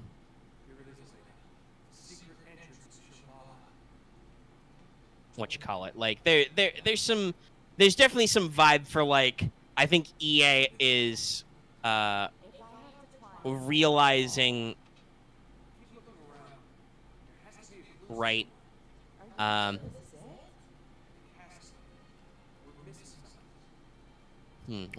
like they're realizing that they may have in their previous rush to the bottom line, they may have done some damage to some of their franchises and realize that they still have the IP that's marketable, and they want to hold on to it. I do also know that they talked about how well Fallen Order has done and that they're interested in developing that IP further. Even though, let's be real, EA handled Star Wars so badly, Disney fucking bought them out early because Ubisoft is developing something before the 10-year contract was up. They announced that.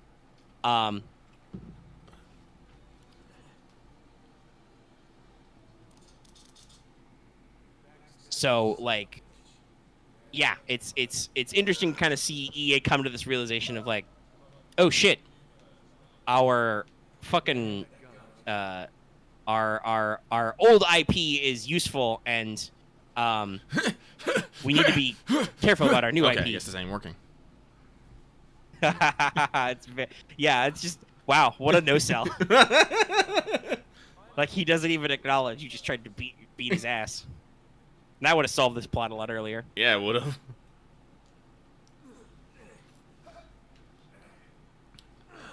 But no, like once we get the Dead Spec remaster, I'm totally gonna fucking totally gonna stream that.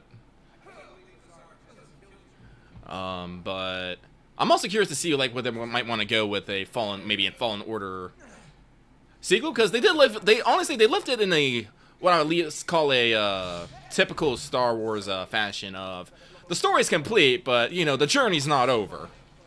I think that's the best way I want to call it.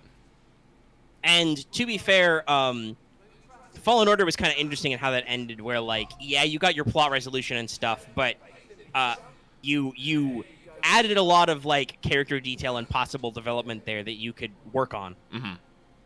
And hey, guess what? That like era of Star Wars is super popular right now because The Mandalorian has been a huge breakout hit. I haven't actually sat down and watched any of the Bad Batch, sequel cartoon to Clone Wars yet, but that's definitely set in the like immediate post Order 66 zone. So like, there's some wiggle room in there, and it has absolutely nothing to do with the fact that the whole sequel trilogy plan was horribly mismanaged, and we didn't know what the fuck we were doing at any point, and it's just a confusing mess. What? I didn't hear nothing. Listen, I'm a big fan of Star Wars. I even liked some of those movies. I'm still like, the executives didn't know what the fuck they were doing, and they really shouldn't have bothered. I don't know. Like, some people are like, oh, well, they'll just retcon all that. I don't think they'll go that far. I think they're just gonna sit on it for like 10 or 20 years, and then they'll start quietly retconning things. But it's so funny how, like, because they tried to do this big corporate, horribly mismanaged money push, right? Like, they tried to force. Okay, me. Okay. What you call it? Ooh, wow, you springboarded back off that. Was that cart fucking spring-loaded? I guess. But it's so interesting, right? Like, to see how, like, Disney and Lucasfilm, like, went so ham on, like, no, we're going to do this exactly like Marvel. We're going to build a continuity, blah, blah, blah, movie every year. And then it backfired very spectacularly. And then they were like, well, fuck, I guess we have to take a slower roll and actually figure out our fucking content direction and let people who know what they're doing and have a plan do this. And, like, and have creative freedom, and that is producing, like, TV shows like The Mandalorian, which is pretty cool. You know, we're working on a lot of they brought back and finished up some of the plot arcs that I didn't want to go there for sorry, my Clone Wars for that final season. There we go. Gotta fix. Yeah, he's fiddling with his phone. And then they finally did the smartest fucking thing they've ever done, which is they basically were like, hey, Japanese anime studios, do you want to do Star Wars? And then Japan was like, fuck yes. Yeah. I'm so Hello? excited. Have you seen us? Hi, we're Japan. We have a statue of a giant Gundam, not a Transformer. BBC's Twitter. Listen, I'm not as murderously upset as many people in our community are, but even I'm like, come on, guys, come the fuck on. That's almost like insulting, because I'm pretty, like, having watched Toys That Made Us, a lovely docuseries on Netflix. I'm pretty sure that Transformers are actually, like, originally like a cheap knockoff repackage of Japanese robot toys. So, like, that's like, wow. That's a deep cut, guys. Don't do that. A Gundam is not a Transformer. You're thinking of Macross? You'd be surprised. Honestly, you could be surprised how fucking how old some things. Like, this was like a little while ago. It was a long time ago, but I actually figured out that the fucking toy line for Zoids is actually older than I am. It's like it came out like in the early 80s. It went through like some rebranding and shit, but no, it's old. It's fucking old. I'm like, Jesus. It's a little crazy. I mean, they've apparently had their current logo since 1999. So yes, they're definitely. Let's see, predecessor to Zoids, released in 1982, Mechabonica, technically not a Zoids line, but is counted by collectors because it had 3 models that would later become the first 3 Zoids. Yeah, no, that makes sense. Let's see here, where was I? And then they were turned into Zoids in America in 82.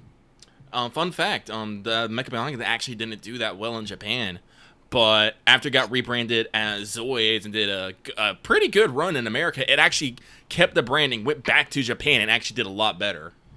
It's a little wild. Yeah, I think Transformers did the same thing. Like, the appeal of, like, the original toy brands that they redid the logos and shit on to make the OG Transformers, died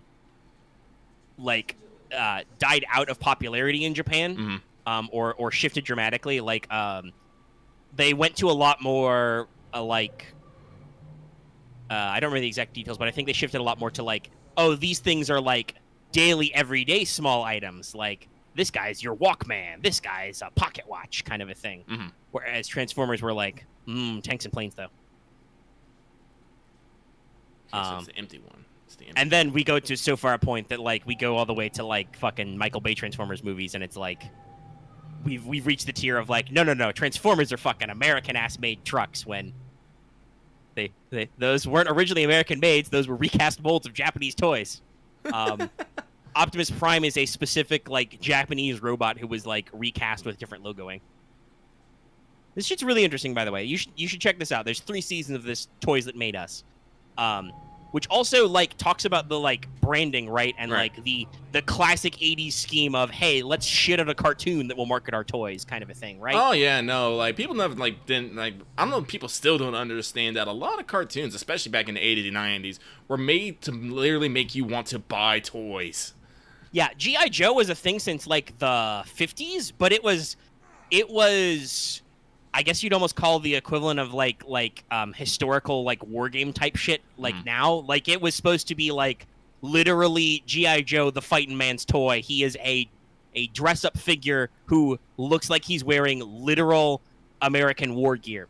And then after the Vietnam War, that didn't really work out so well, so they had to rebrand. And that's when we got like Cobra and shit. And they made the cartoon. They produced some comics in comparison with Marvel that came up with all the characters, etc. And that's when G.I. Joe's got weird, in a the classic '80s way. Same with like My Little Pony. Like that was just they just wanted to make toy horse dolls, and they tried them out in realistic horse colors, and that didn't pop with marketing. So they're like, fuck it, we'll give them weird colors. And I think one of the designer ladies was like, oh yeah, in my head I just gave them a bunch of weird names. Not that My Little Pony names are actually any weirder than like racing horse names. I mean, I'm about to say, it's like, have you actually seen fucking racing horse names? They're wild. They're all wild. Have you played Uma Musume, perhaps, or watched the anime? Those are all real horses, all of them. Yes, they're all named after, much like other gacha style games in that vein. Those are all named after real ass horses because horse naming is a big deal. But like, and that's when they came up with like the cutie mark system and all that stuff and turned it into a cartoon. And then they also talked about the basically the reboot, the one everybody remembers, Friendship is Magic, where Generation Lauren 4. Faust literally like she showed up for the interview and came out and was like, yeah, so I decided to write the cartoon the way I imagined playing with my ponies as a child, where like they're not just pretty horses, they went on fucking magical horse adventures, and it made a show that people liked. Like, yeah, that's nostalgia reboots are interesting. I still need to sit down and watch that She-Ra cartoon. There's so much shit I know I like want to watch that's new. Like I've started like the first episode of Castlevania and She-Ra so many times, and I'm just like, nah, I don't have time for this right now. I'm rewatching fucking episodes of iZombie or I've talked about this. Because I've been listening to that podcast, Dogs Must Die, a bizarre podcast. They're in the middle of Stardust Crusaders, and because Stardust Crusaders is so fucking long compared to part 1 and 2, they've been in it for a while. So I'm like, fuck it, I'll just rewatch Stardust Crusaders real quick. And I can rewatch part 4 again on Netflix. Because, yeah, JoJo is back on Netflix, and it's up to part 4 again. I do think, unfortunately, So I remember that they used to be using the uncensored, like, Blu-ray version. I feel like, unless the censorship has always been kind of bad no matter what, they're now using the censored TV version. Oh, no. Because I'm like, gosh, I don't remember there being this much of a giant shadow over Jotaro's face when he smokes. But I also might just not be remembering it because I wasn't paying that much attention. But like, it's the old Japanese TV censorship move is very jarring. If you haven't seen the classic Black Shadow out trick in a while. But yeah, like there's nostalgia stuff out there that I need to fucking check out. I know that this week OSP released what do they call it? Detailed diatribe on a scene in Castlevania that's like 40 minutes long, and I'm like, nope, can't do that yet. Oh, I need to watch that, actually. Yes, you should, because I know you've watched at least some Castlevania, if not the whole thing. I have watched the whole thing, yes. Okay, yeah, so yeah, you can watch that. That'll probably be very fun for you. I need to like catch up before they do that, because I know they're going to spoil some shit, because that's the whole point. I do find out, I know, like, but I have seen them posting about just the jokes they've been making up from it, too. Yes, Red, in breaking down that scene, found a meme format, which she made a couple of, which everybody got in on. Like, I know Kaiser Neko was an animal man. He made it a JoJo meme, which I loved. Like, Simon Belmont does the fucking Jotaro Ora Ora, and then Dracula speaks with Dio's voice, Buddha Buddha. Oh, it's great. I love it. I retweeted that one. Ah, you must be the Belmont. But yeah, so that, by the way, that actually reminds me of another thing I've been doing. I don't know if it's just like a personal thing of just like going back to old games, but like obviously we're in the middle of Star Wars. You know, we're still running it. Hopefully we'll be able to run tomorrow. I can't say for sure because I know that the folks are coming back with another load of moving stuff. So hopefully we'll be at a time where we can still game. I'll let you guys know tomorrow afternoon or evening or whatever. But like we're in the middle of Star Wars. We still got plenty to do though. While my notes aren't complete for the end of this adventure, technically I realize that there is technically a non-standard campaign end here. With the way things are set up, you guys could technically just be like, fuck it, pull the emergency lever and like, you know, do something that will like mean that like, well, the campaign's gone in a dramatically different mode and will probably not finish in the way we normally thought it would, but also that will probably leave all your plot threads hanging, so I don't think we're going to do that. But I realize that exists as a narrative possibility. So we still got plenty to go on that. I don't know. I don't think we're going to try and do anything drastic. Yeah. Like, I know. I like to think about all the implications and give you the drastic options. I know because some of you guys, I can debate you with some conflict opportunities. But yeah, it was just something I realized because you guys are going to like the giant like environmental terraforming tools. I'm like, oh yeah, technically if they don't have to break any of this crap, they could just turn it all on and like create like you guys remember how there was like all this ion storm stuff in like the Arctic Circle? Yeah. I'm like, oh yeah, you could probably just do that everywhere and just like fuck over technology and make it so ships can't land here for like, you know, years or decades. That'll probably be a non-standard campaign end. I don't think you guys are going to do that though, because you guys like where you live, kind of. Kind of. You definitely don't want to fuck everybody over by breaking all their tech. But you could do that. You could decide, I'm done with this. Well, do we have some kind of Reaper-ass choice here at the end or some shit?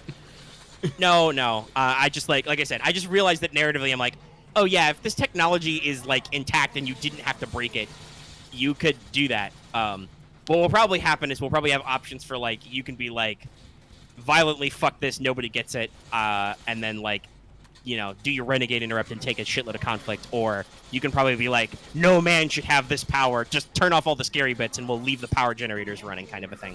Oh. I'll work out the exact details. I know what the climax should be, I just haven't had time to actually write that bit down. Though speaking of Star Wars, we had an interesting interaction. You guys did one of my very fun special boss fights, which was okay. I struggled a little bit with the clapback. I got a couple of good hits in. Mm-hmm. But unfortunately, as usual, Axe started things off with me, use big gun. Mm-hmm.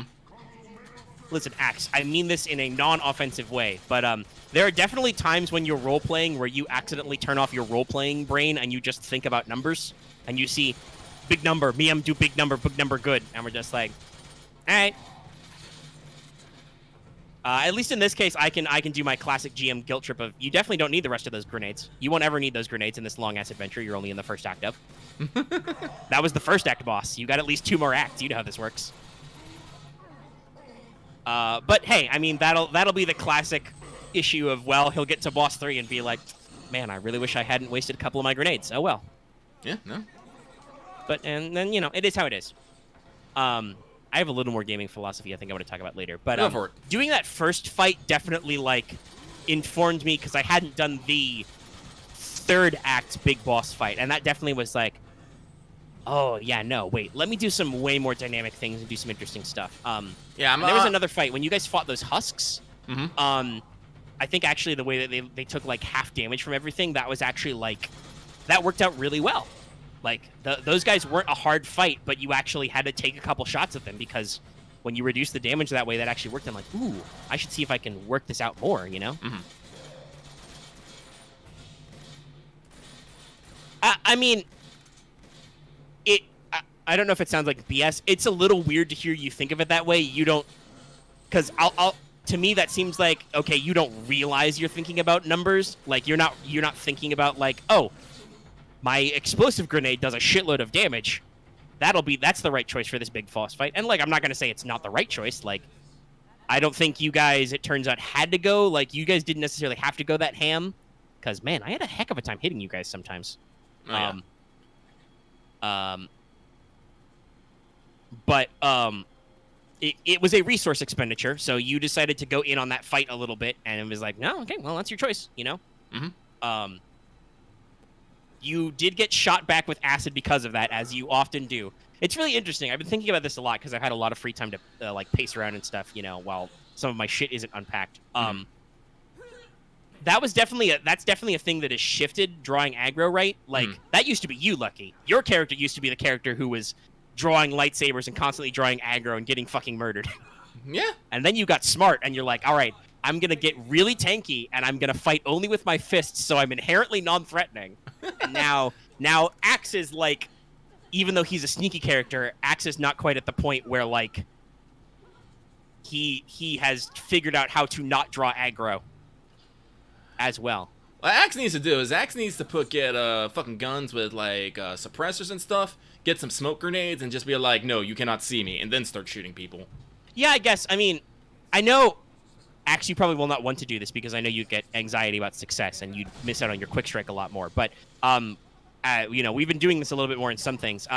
Any skill check is an action. Oh shit! You could totally take an action to like hide. Like if people can't see you, or you can break line. Actually, fuck, you have optical camouflage, so there's a lot of narrative excuses we can make.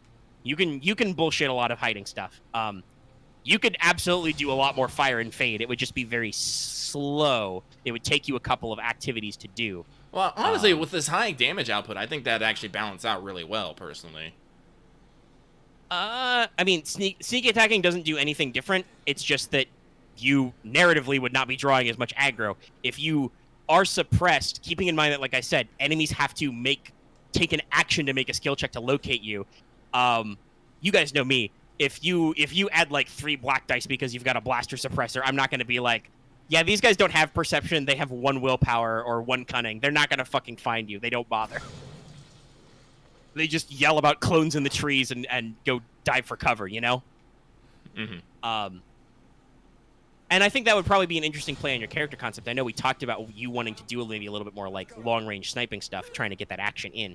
So, but this also, like I said, this was my thought, like, I think that first boss fight was pretty cool. Like, you guys all said you had some fun, and I think I did actually get to do some interesting things, you know?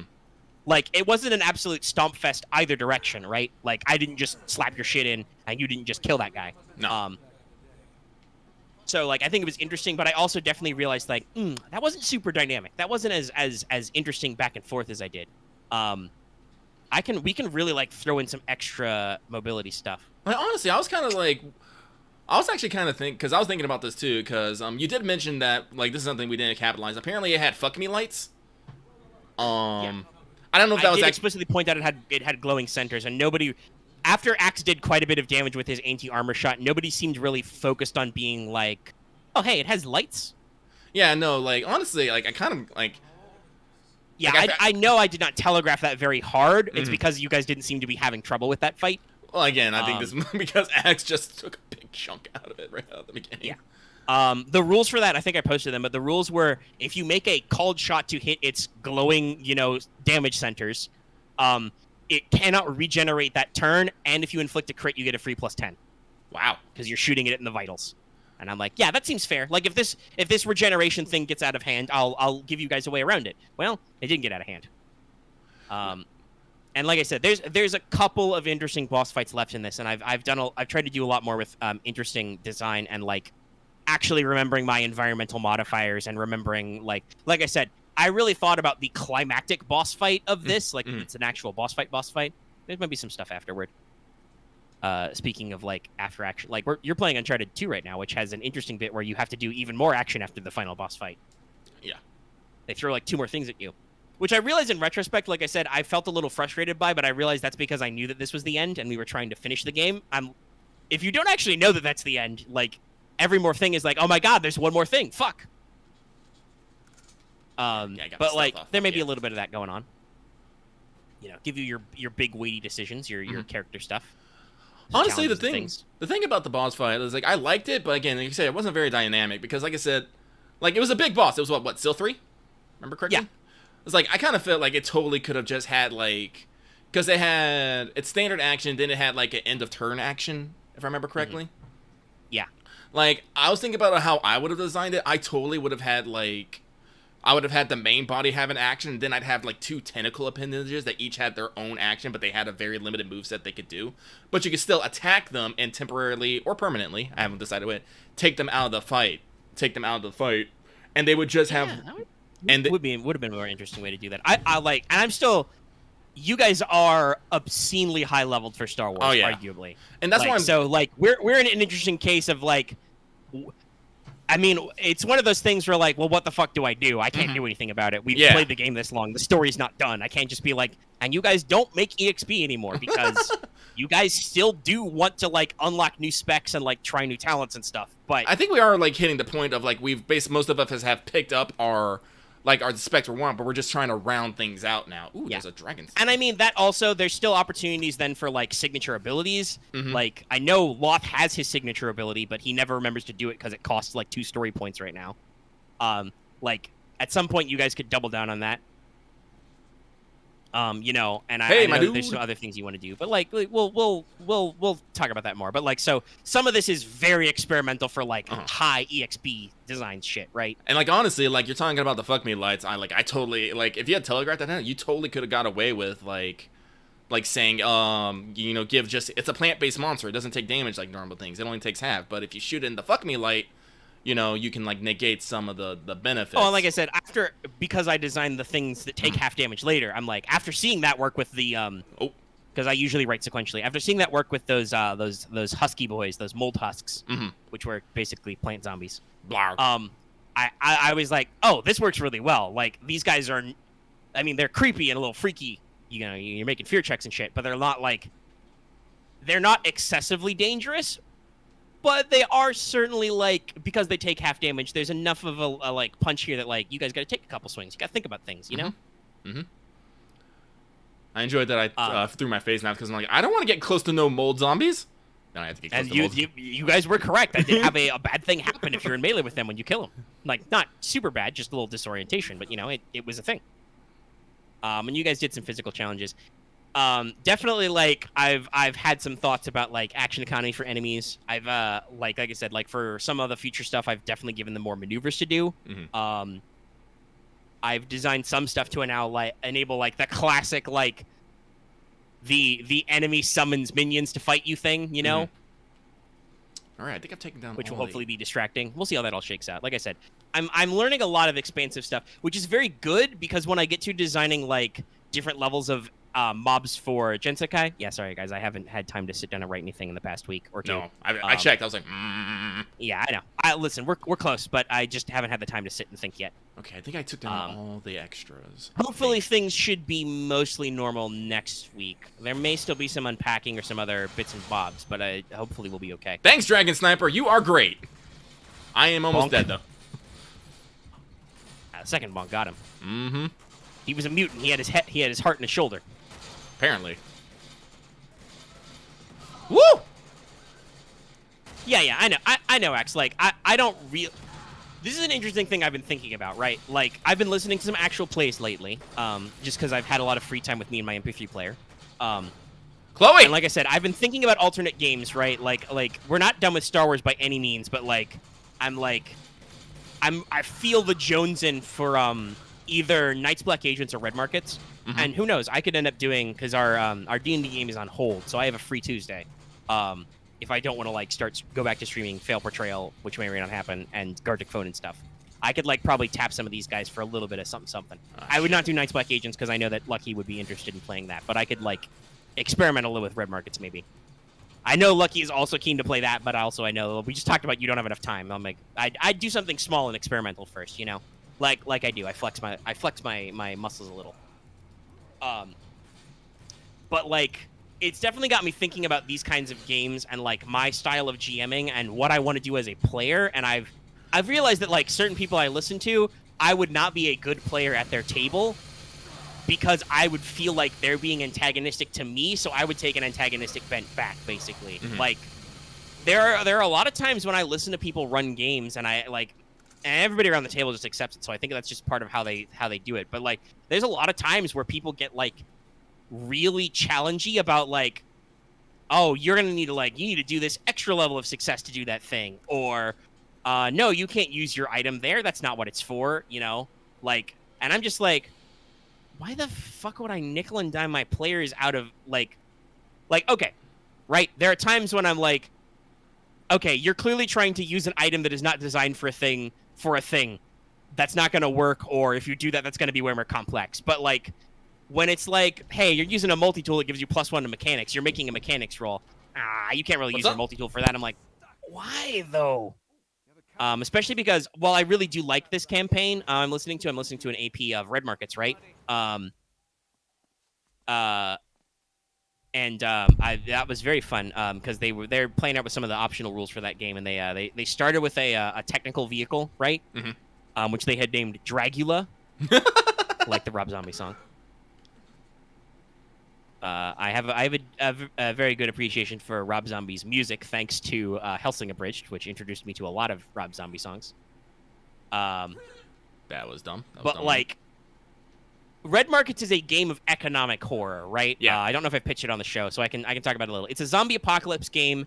The crash happened X number of years ago. There's this zombie virus called the Blight. Nobody's exactly sure what it does, and in fact, it defies actual science and understanding. Like, literally, if you study it too long, you start to go crazy because it doesn't behave like fucking anything ever. That's actually, like, there are a lot of, like, post-APOC cults. One of them are the Crusaders, who are literally, like, they are mad, crazy cultists about solving the Blight and, like, finding a cure or studying it and whatever. Like, it's a crazy pants thing. I'm back to here. But, like, it's time for this fun.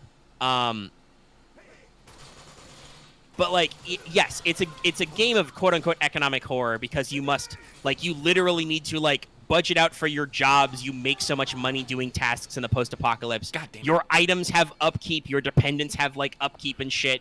You know, you have to make sure you're paying out so much money every single time you do a job to make sure your shit is kept up, right? Mm-hmm. And I'm like, this motherfucker is literally paying for the right to own this item.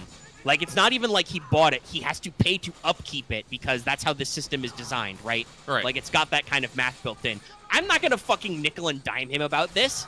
I don't know. I feel like a lot of GMs feel like they have to, like, come up with complications for players, and I'm like, nah, players have to fucking roll dice, dude. You don't got to do shit. I don't have to do anything. Well, okay, that's not always true. Sometimes I have to actually try to make your attempts to do things complicated when they should be. But that's mostly because you're really, really good at some things. And I want to keep a little bit of narrative tension. But for the most part, like, for perfectly normal-ass checks, I don't have to do shit. You guys roll dice, stuff happens. You know, somebody will say something smart-ass, and the dice will respond, and, and I'll be like, well, there's your check. Got weird. Stuff happens. You know?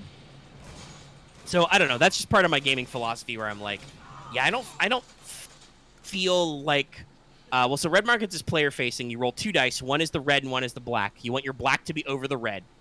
You get to add your skill modifiers to this. So, yeah, like a +1. Kind of. Like, it's all static chance. It's just the 2 numbers are compared. I believe doubles odds is always a critical failure. Doubles evens is always a critical success regardless of your bonus. But, like, I'm listening to this game, and there are a lot of, like...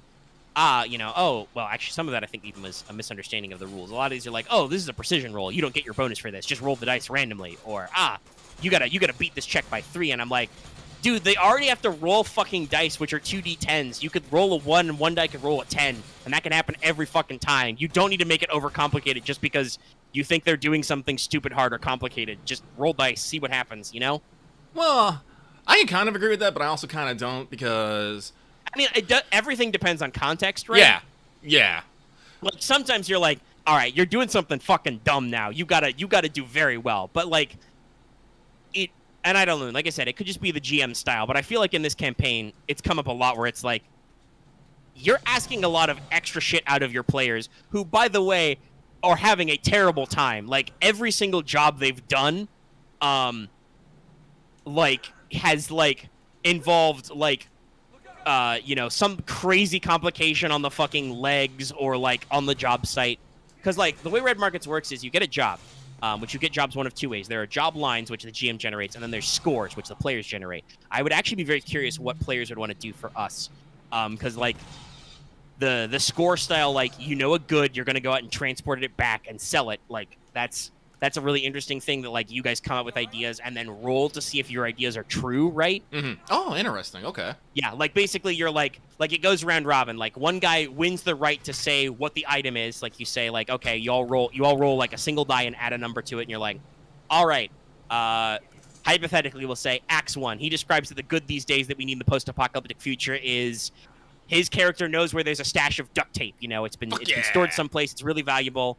The GM sets the market tone, and then, you know, you guys go around round robin style, and you say, what rumors have you heard about the duct tape job? You're like, oh, yeah, I heard that there was actually, it was actually a tape store. Oh, okay. You know, like, so there's a lot of other kind of tape where you're like, oh, this duct tape, it's actual duct tape for duct, so it's in an HVAC store, so they have, like, access to, like, you know, insulation and shit. Like, we can't run air conditioners these days because everything's post-apocalyptic, but we can reuse those materials, etc. And then you roll to see if your rumor is true. And sometimes, you know, your players are goofballs and they're like, oh yeah, we're going to a lawn and garden store to steal, you know, compact lawn equipment because it's you know, like 20 minutes into the future type shit. We're gonna get, you know, ultra compact lawn equipment. It's all electrical. It's surrounded by a hedge maze, and then that rumor turned out to be true, and I'm just like, why the fuck did you make their head? Well, all right, you got to go into the murder hedge maze now. Thanks for giving me something fun to do, I guess, guys. I hope you don't regret your decisions, you know, kind of shit. But like, that's the thing, right? Players can hang themselves by their own fucking rope. So, what do, you know? And that's just, I don't know, that's just like my design philosophy. Like, I hope I do not nickel and dime my players as much as I feel like some of these GMs do sometimes. No, you definitely don't. Honestly, I'm usually of the opinion that I don't necessarily think you coddle your players, but very few times do I actually feel like a state of failure will be damning, I guess, is the way I should put it. Well, and my philosophy is always, like, I always double check with the player, right? I'm like, okay, you want to do blah, blah, blah, ideally resulting in blah-de-blah, understanding that if you fuck this up, blah, blah, blah will happen. At which point I get one of two responses. I either get, you're right, that sounds dumb, no, I'm not going to do that. Or I get, fuck yeah, and I'm like, okay, roll dice. Well, sometimes Well, actually, this was something that actually, I wanted to bring up because I was actually a little bummed out. Oh god, there's a lot of explosions happening right now. Well, yeah. So there was a thing that was set up in the part of the adventure in Star Wars we're doing. I set it up so you could hypothetically brute force it, or you could fuck up and lose the keys. In case that did happen, because, you know, like I said, dice exist. Yep. And so, I mean, I gotta be real. A little bit of this is like, I'm like, you really want to try it with 5 dice? And I was like, yeah. 5 red dice? And you're like, yeah. I'm like, okay, you could just get the keys. And then you're like, yeah, no, I do want to try. And then we talked a little bit about our plan. And then, like you said, the second time I was like, you could just find the keys, though. And you're like, well, Omega really wants us to go find the keys. And I'm like, I mean, I do. Mostly because I don't want you to roll 4 despairs, and then I have to figure out what the fuck that means. Yeah, and see, this is the thing I was going to talk about is, like, I feel like the design of the keys, while it's a good idea, might have been a little bit of a miss. Because I think you, like, again, you like to, like... Yeah, I guess it was, like, it might have been too generous that you can, like, try it. Yeah. Like, I didn't want to make it, like, a pure pass-fail state, right? Yeah. Like, I didn't want to make it so that, like, you cannot open the lock without the keys. Because, like I said, what happens if you guys are, like, lunatics and, like, blow up the room with the keys? Or you fuck up somehow, right? Yeah. Like, shit happens. Dice are rolled. The dice are the enemy. They really are. I'm like, I don't want to make this like a binary thing, like you need the keys. You might not even discover there are keys. You might, like, not look around the room and decide to, like, solve the puzzle first. But thinking about it post, you're right, I'm like, yeah, I guess I did kind of leave myself a wiggle room of what happens if you do really try to just brute force the scenario. What do I do?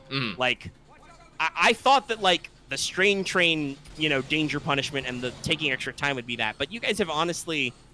maybe not over-prepared, but you guys have very comfortably prepared for this mission, so I do not feel like the time press was as much as I thought it might be when I wrote this part. Yeah. This is kind of the problem with having to pre-write some of this shit ahead of time, because you got to know what the fuck you're doing and where you're going, but then you get to the actual play and you realize... hey, these guys don't like shotguns either. Nice. It's like, oh, yeah, you guys don't really care too much about your rations, because you guys actually budgeted out quite a bit of food and have been, like, getting new food and stuff. You've been smart. Yep. So I was like, yeah, no, I was wondering about the despair thing, but at the same time, I was kind of curious. I was like, could we just, like, because I wasn't, like, honestly, I was expecting to fail. I honestly was. But I was kind of curious. I mean, like, yeah, no, if you had done it, I would have been like, okay, you solved the lock. Do you want to go in the room? At which point, and also, I probably would have paused the session there and been like, if you want to go in the room, we got to stop because you guys, there's going to be big encounter game stuff in there. So, but so it's like one of those things of like, I know, like, because again, like, here's the thing, I wasn't expecting to see, but I was kind of curious to see what kind of check would come from it because we didn't have all the fucking the tools. Yes. Because I don't know. Maybe I should just. We've been talking about telegraphing, right? Maybe I should get a little more explicit with my telegraphing. Like, I could have just said, "Oh yeah, no, you can absolutely brute force this. It'll be way easier with the keys, and if you try it with like 4 red dice, I don't know what I'm gonna do if you really fuck it up." And also, there's probably like plot stuff behind that door, just FYI, in case you couldn't guess. Yeah. And we could have like not been. Maybe we have this problem sometimes where we get a little passive aggressive with each other, where we're not saying what's up. Like you sounded a little frustrated when you were like, well, I guess we'll just go get the keys, and I'm like, I mean, you totally can, but if you're gonna go get the keys, I'm not gonna fight you. I wrote stuff, and I think the 2 encounters you did so far were interesting. Yeah, no, like I said, the husk zombies were a good encounter, and the hidden temple, as we're gonna call it. I refuse to call it anything else. I mean, it was 100% Rift to Legends of the Hidden Temple. I knew what I was doing. I actually looked up some of the challenges in there and to like mine them for ideas. But like that was. But I was mostly amused because like, no, I'm not gonna do this. These guys can do this, and some people had a what I'm gonna call it interesting time. Yeah, no. Once again, the dice are the enemy. These were pretty simple like climbing thing and jumping things checks, and somehow we still got some fuck ups in there. Axe fell out a couple of times, and Wevu almost got sucked into quicksand if she didn't spend dark side points. and you Boots just sitting in the back, brewing your kettle of coffee, having fun, hanging out. Boots is like, "Do you guys need band-aids?" No. Okay. Call me if you do. I thought it was great, but so like I enjoy the encounters, but like at the same like once we get the keys, like, we can't, like, try this attempt. Oh, shit, we're here. Hey, grenades. It's, like, one of those things, because that's one of those things that... This is one of those, like I said, you're definitely a better GM than me. I have GM thoughts and stuff. But I think in that moment, you forgot, if there's a chance for a player to roll dice, you have to accept the possibility that that player is going to roll dice. Yeah, and like I said, I am totally open to if you guys, if like you dug in your heels like you do sometimes and been like, nah, I'm gonna fucking roll. I've been like, okay, we'll see what happens. I'll have to figure it out, you know? Like, yeah. I'm usually pretty good at like I said, occasionally I'm a little sassy. I'm like, well, that didn't go like I really wanted it to, but like, oh, I fucked that up.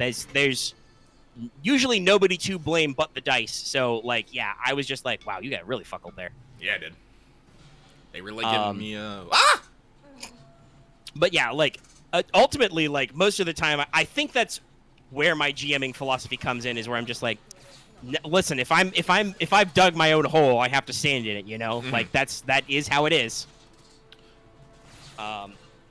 So yeah, like I said, it was just I meant it to be intimidating enough that like, because I wanted to like mechanically represent like, okay, this is a super hard puzzle. And it's not a literal puzzle. Axe asked about that, and I was like, no, not yet. We'll get to the literal logic puzzle. I'm quite happy with myself because I think for the first time in like a long ass time, when I designed this section, this Act 2, I was like, I was working through the rooms, and I'm like, do I want to have another like whole ass section in here? And I'm like, no, don't be dumb. You've done four big rooms, all of which are fights or skill challenges or something. That's gonna be like at least a session's worth of shit. Don't do any more. Stop. Hey. And I'm like, okay. Problem solved. I stopped. Yeah, you know, so I pulled it back. I kept it simple. I tried to keep that design philosophy for the third act as well. Of just like, no, core encounters, don't overcomplicate, do the things, work through, go to the next step, you know, keep it simple, because that is a problem we do have where I've done some very in-depth designs, but that makes my players want to like poke everything. Yes. Which is very gratifying, but also really slows us down. We are not fast role players by any means. No.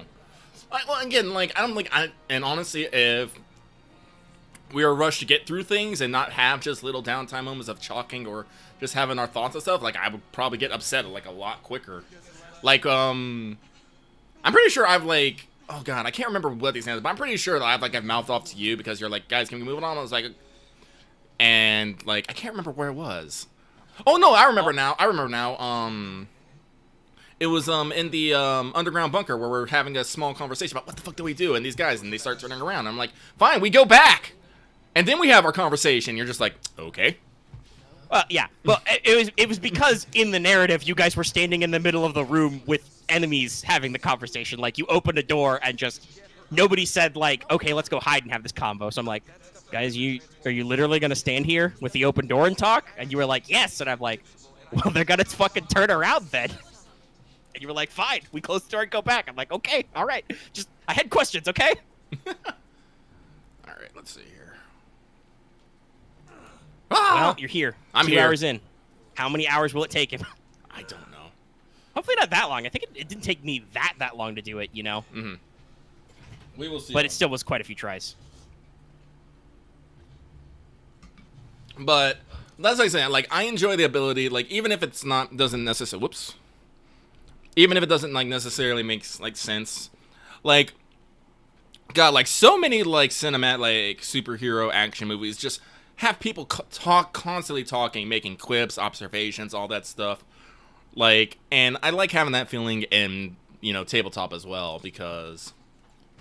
Oh, yeah. And we're very permissive for banter. Yeah.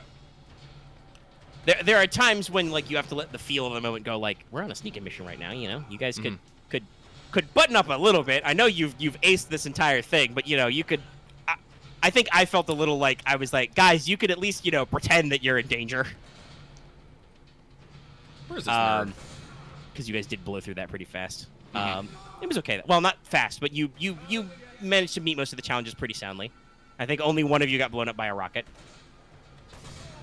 Oh yeah, like speaking of like suboptimal damage stuff, right? Like that's the thing, right? Where I'm like I said, Axe as a damage dealer likes to maximize his damage for like maximum combat efficiency, but there are times when I'm like Loth is arguably also a DPS character, but Loth has also learned his lesson about shooting his commanding officer in the back. So we literally bought him a bayonet, which he is awful at using, but he will use it rather than shoot his teammates in the back now. Even though he has had awful success with it.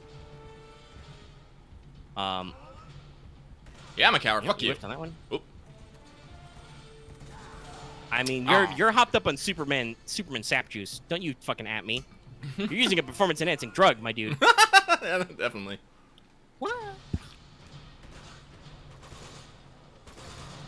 I mean, so I asked the question a while ago. Even if you'd brute force it, you'd explore. I mean, I don't know if you'd explore the other stuff. I would hope you did, because there's potential goodies, you know. That is a thing I always try to make every single time you guys do an extra thing or go out of your way. I'm like, let's do something here. Like, even if it's just like a narrative opportunity, like you guys could make a little bit of money. Mm-hmm. You know, or you could find something cool, or you could just, you know, like learn something interesting, you know? Like just give you some interesting back and forth. Oh no, he learned how to run. Which is definitely, I think, if I was to do red markets, would probably work out well. Red market's all about, you know, cost benefit and risk and stuff, risk reward. Like I said, the way red markets is set up, there's the whole crash thing, there's the blight, the zombos. They changed my gun. Casualties, as they're called. They're all casualties.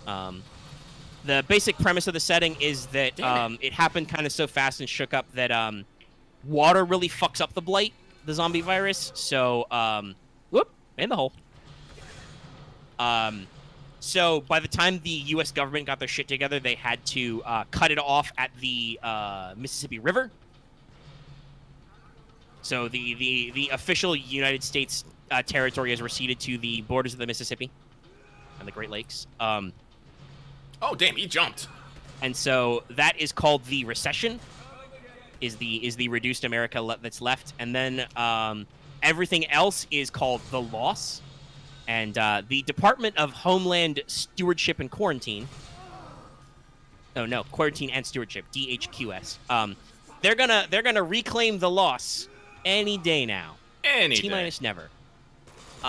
Everybody who's not in the recession is legally dead. Because America definitely didn't leave anybody behind when they closed the borders. Everybody in the loss is super dead, Dave. I feel like the fire didn't kill you there somehow. I don't know. I was curious to see if it would, but. I mean, you were taking a damage marker, but it sure didn't look like you were reacting to the fire. I always kind of assumed the fire was a no-go. So the player characters are called takers. They are player characters. I love how this is literally just all economic terms. Oh yeah, no, like Caleb Stokes, who wrote the game, one of the guys at RPPR, and he's done some other game development. Like obviously, he's developing the Phase Anatomy game, which I have backed on Kickstarter, and I have the playtest materials for. Damn it. And he's worked on some scenarios for like Cthulhu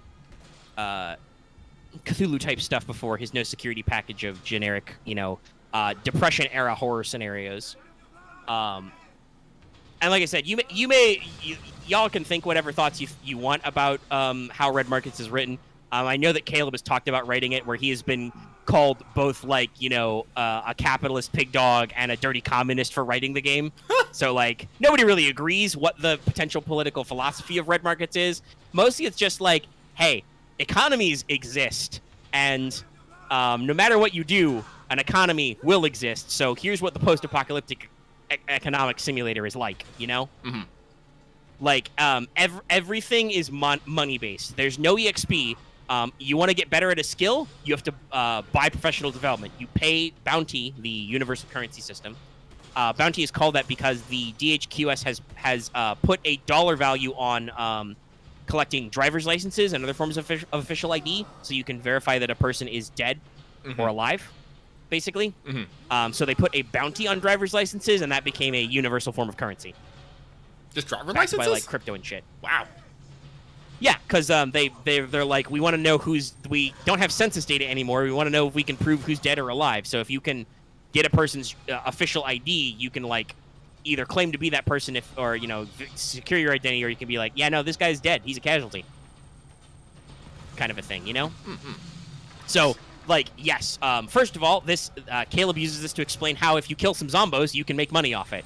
Like if you run into a pack of casualties and just shoot them all, you can pick up their bounty. You can just see if they've got wallets on them, But like everything is paid. Like you want to get more swole, pay money. You want to learn a skill, pay money. You want to get healed, you pay a doctor. You want to get your brain fixed, pay for therapy. You want gear, pay. Like, and that's just the simple conceit of the game. Is like you guys get paid on jobs, and you can turn that pay into whatever. And obviously you have upkeep and stuff, and there's a system of like, they call them dependents. Those are your tag-along NPCs who can't do work. And you go out and do taker jobs, and like I said, there can be GM-designed job lines or what they call scores. You go out and find a good in demand and haul it back and all that stuff. There's some interesting like gear porn elements. Like everything costs money, but that doesn't mean that you can't like tune up your guns and stuff a lot. Have a lot of fun stuff.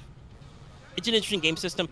I'm curious to see if how many of our players would actually be in for it. Like, for instance, we've had conversations with Loth about inventory management. I don't know if Loth would be super interested in keeping this much bookkeeping. Like you track your rations is a resource. Basically, you have food, you check it off as you do athletic roles and like expend energy. You have to spend rations. So like, when you do physical stuff, you've got a resource that's constantly ticking down, strain train style, And like, I don't know if he'd want to keep track of charges on everything. On the other hand, we could also probably I've seen people play this game system enough and looked at it. We could probably help him design a character that's very low level gear intense. He could be a melee guy. Now you may think to yourself, Omega, isn't melee guys and zombos like really bad? Probably, but the most common way to do that is so the Blight has a couple of different interesting interactions with people. What they call Hot Blight, if it infects a living person, they become a Vector. And that is a 28 days later rage zombie mode. Like, they are super fast and like, they have no limiters on their physical strength. They're just going to go crazy and beat people up and try and eat, right? Scary bad news. That's why everything got fucked. when they run out of energy, or if they are physically killed in a non like headshot way, vectors become casualties, and so they, become usual slow shambly zombies. Okay. But you can also be immune to the blight, so you can just be immune to infection. Period. However, being immune is super valuable because the DHQS wants to steal your bone marrow for reasons. So you got to watch out. You're very valuable to people. Or you can become a latent. So you are alive but are infected by cold blight. So the moment you die, you are guaranteed to come back as a casualty, if not a vector. Like, you will immediately zombo. But you are immune to further infection. So it's a pretty common build to be a latent character and take melee stuff, because you can actually get up close and personal with zombos and not have to worry about getting infected. Well, it's good to have these options. Yeah. And yes, you can buy shit like swords, giant axes, whatever, and you can set them up so that, yeah, you don't have to, you just have to make sure you take your upkeep out of the profit. There's a calculator for that. It's called your breakpoint. You can pre-calculate how much your upkeep and dependence and stuff is and take it out of your job money, your cut of the job. That is one thing I really appreciate about this system. I like that its economics are so, like, orderly and plain, right? Like, because everything is an economic system, it's so well modeled, and you just calculate all these numbers, and you know exactly how much money you got to pay to, like, break even on a job. Okay, you thanks. Calculate expenses and everything. It's great. I fell off. Whoop. I mean, he kind of punched you off, but then you kind of whiffed your jump. Yeah, I did. But if you take that all into account, like, literally the only thing, like, if Loth wanted to do that build, the only thing he would have to keep track of is spending rations to, stab zombos. And that's legitimately a role. Like, having a latent in your team is a job choice, because, while, yes, he's a fucking infection risk always, and you got to be careful not to, like, touch any of his bodily secretions or whatever, and, be careful healing him and shit. Also, he can, like, touch blight-covered shit and not worry about it, Mm-hmm. Makes him better at scavenging. He can deal with other problems. It's an interesting kind of balance of players. I'd love to see what people would come up for it. So that's one of the games I'm interested in. And like I said, I've been rereading my Night's Black Agent notes and being like, damn, I got a whole ass Night Black Agent campaign. I probably want to proc this sometime. I don't know if Lucky's noticed it in our YouTube history, but I have literally been going back to our old SAP, which is very painful because all of our audio qualities are awful. Oh no. That was several years ago. That was a whole mic ago for me, and I think even maybe for you. Oh yeah. And if not, we all have awful mic discipline. Like, there's a lot of us clearly, like, turning our heads to, like, type and not talk into the microphone. So it was a while ago. But I've been, like, trying to keep track of, like, my intro and stuff, and like it's good. I want to try it. I learned that there's basically a gear porn book for Night's Black Agents. They released a supplement that's more guns, more special rules and bonus powers, even more things for vampires and other supernatural things to do. And I'm like, oh, that's cool. I might have to shell out for that sometime. Oh, damn it, you took it out. I needed that. Game designers, if you make a supplement that involves more tech, Lucky and I will be interested in it if we like your game system. Yeah. I like stuff. Yeah. I know that, for instance, Eclipse Phase is pretty close to releasing Morph Recognition Guide V2 for 2nd edition, which will include some new morphs and some stuff that haven't been ported over yet, and I'm excited for that when that actually drops. I should consider back. Maybe I should look at their Patreon and what their levels are. I know they do a lot of Are you serious? Basically closed beta stuff. God damn. Okay. I mean, like, I know he's hopped up on Super Drug Sap, but, like, damn, he is, like, aces with those grenades. Like, this isn't already a huge pain in the ass, Yeah, you guys are gonna be seeing this probably a couple more times. Unfortunately. But yeah. So like, Red Market's pretty interesting, and the Night Black Agents I'm interested in. I also, Night's Black Agents came out with an ENnie award winning. That's a tabletop gaming award. They came out with a very long form campaign for Night's Black Agents a couple years back called the Dracula Dossier, which does what every bit of vampire fiction does ever, and it's basically like, hey, what if Dracula wasn't fiction? This is incredibly common, But because it's public domain, it's really easy to do. But basically, the way the Dracula Dossier works is it posits that Bram Stoker wrote a fictionalized version of the... Hey, you did get him. Yep. I thought you might. I knew you were on the last run. Yeah,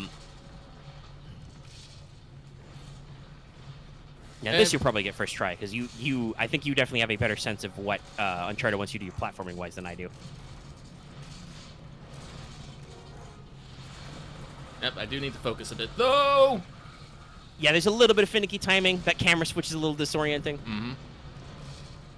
But then once you be able to see the temple blowing up and collapsing, it's no fun if you can't see.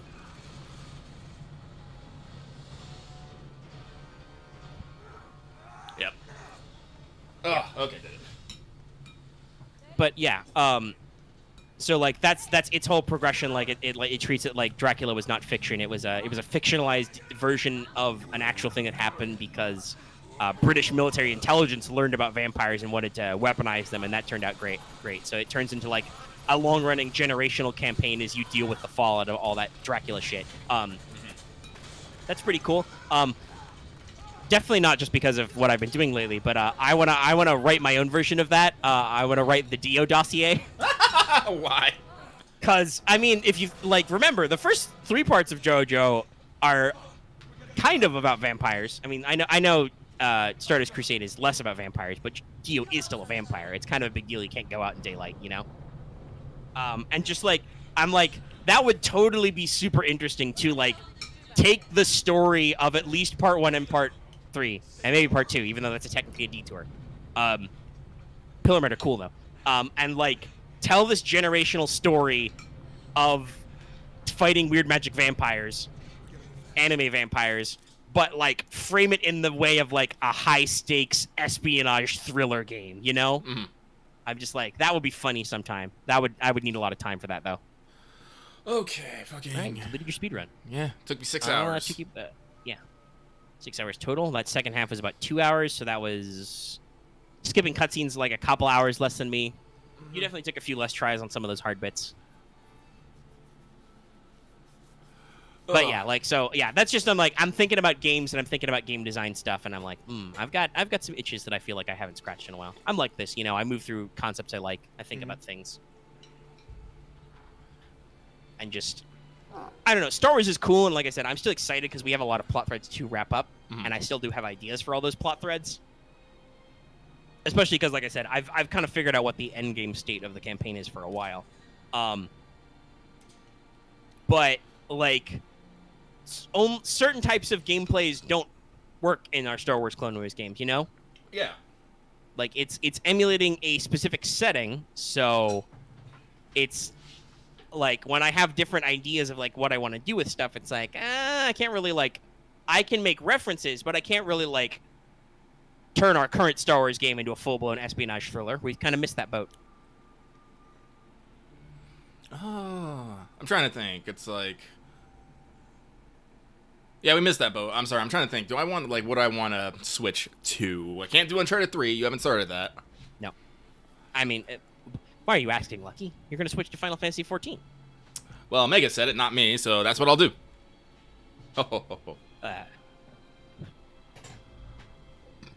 The perfect comedy routine. Give me 1 second, though. I'm gonna get things set up. But yeah, no, it's like I've always been thinking it'd be cool. Like I said, I really did enjoy our Nights by Mag. Like we got like what? How many sessions did we even get in the first time?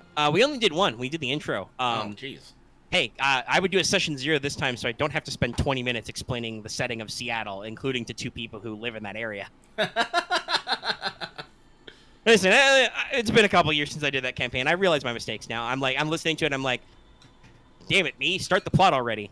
I know you wrote these notes, but also, I don't know if we had to literally read them out. Well, but also, like I said, we didn't do a session 0, so yeah, I kind of did have to read those out. I would do some different designs. I asked a lot of establishing questions that I would now have solved already. Like I was, and honestly, I would ask if the players wanted to keep their original setup of Nevermore Consulting, security consulting firm, because that seemed like a neat idea that you guys liked. But like that got set up in play. I asked like, hey, here's the concept. You guys are this. Introduce your characters. What do you want to do? And you're like, well, I guess we all work together at a consulting firm. We'll be Nevermore Consulting because you guys kind of had a slight bird theme. Burb. I can't imagine that the bird theme would go away. Though alternatively, the funny thing about red markets is if we ended up doing a game that Lucky was in, when you're a taker, you don't use your real last name so that people don't steal it, because your goal is to retire to the recession to get enough money to get smuggled back into real ass America so you can go to a normal ass job and stop living in the zombie apocalypse, basically. But by the way, there's a system to retirement I absolutely love that I would import. It's called Mr. Joel's. Mr. Joel stands for just one last score. So when you do the Mr. Joel's optional rule, you have one last job that you all promise you're going to do together. You're going to make it rich, and that's like your super big payday. That's the ultimate move at the end of the game, and it's great. I would always use that rule. But takers use aliases, and sometimes taker groups come up with like funny themes and branding. Like the current campaign I'm listening to, the group is called D4 because all 4 members have aliases that start with D. They've got Deacon, Daka, Darlington, and Dexy. And their car was Dragula. It's great. Branding. So yeah, you could totally be the taker group, the Crow Mafia. I just go around yelling "caw caw" as part of your business plan. Mm-hmm. But yeah, so like Night's Black Agents, like I said, literally I wrote a whole ass campaign for it. I wrote those notes literal years ago. I want to point out, by the way, if anybody thinks any weird thoughts, if we actually get around to running that in a either not post-pandemic or very imminently post-pandemic world, I wrote this game several years ago. You can check the timestamps for when we ran the original session 1. So if you find anything interesting about, like, you know, vampiric plague spreading through American cities or anything, or that being a risk or whatever, it's not my fault, okay? It's not my fault that real life happened. I think I sketched out most of that campaign when I was powered out from a hurricane. I wrote it on notepads that I still have. Sometimes, right, you know, you got an ideas and you work on some shit. Mm-hmm. All right. Start doing some stuff. I think I got it. Okay.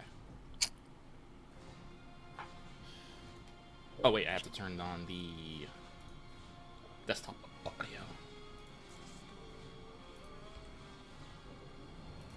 There we go. Guys, let me know if the near music's coming through. I think I tried to turn it off, but I'm not sure if it actually worked or not. I mean, I haven't heard it playing. Okay. But yeah, you know, it's always interesting to think these thoughts, and like this is where, like I said, I've been listening to these APs and stuff, and I definitely have felt this urge of like, oh my god. Axe, don't ask other people that question. Just play games and find out if you like them yourself. Jesus. I've already given you some recommendations. I don't know. Like, and I gotta be real. I don't... Like, honestly, we talk about this, like... Yeah, I feel like sometimes Axe accidentally turns off his role-player brain because he's like, I'm supposed to do damage. What big damage? How do I make big number happen? You know, you just, like...